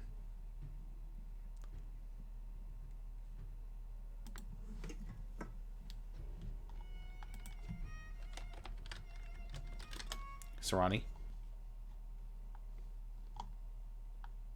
You there, Voodoo?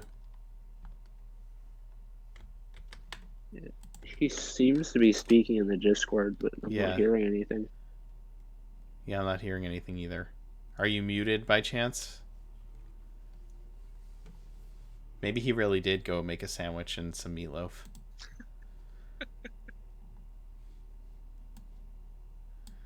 All right, guys. He Well, can't do he great. can't do anything but attack, right? Yeah, he would attack the nearest enemy, so he's gonna attack this Hakar. I'll just do it for him.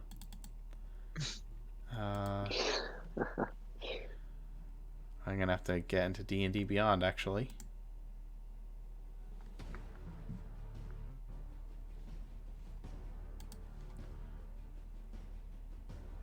So bear with me while I bring up his character sheet so that he can quote-unquote attack. Yep. You know what? Why don't we do this? It's been we're at the just about the 4-hour mark. So Sarani runs towards this foray of dancing, gutturally, disturbingly singing creatures, and pulls out his weapon and begins to slash down at the creature before him. And as he does so, some of the revelers, the Spore Servant revelers, break free of their euphoric, odd dance and turn in response. All hell has broken loose, and your plan has gone out the window. And why don't we end it there for tonight, and we can pick it back up next week with the battle under the fungal tower. Okay? Alright. And because apparently Voodoo's having problems and Alex had to go, so why don't we pick this up with everybody? I'm sorry. I'm here. That's okay. We're gonna call it a night for now, and we'll pick it up next week with you guys responding to the chaos that happens as Sarani launches himself into the fray of dancing critters. So that's how I planned it. Yeah.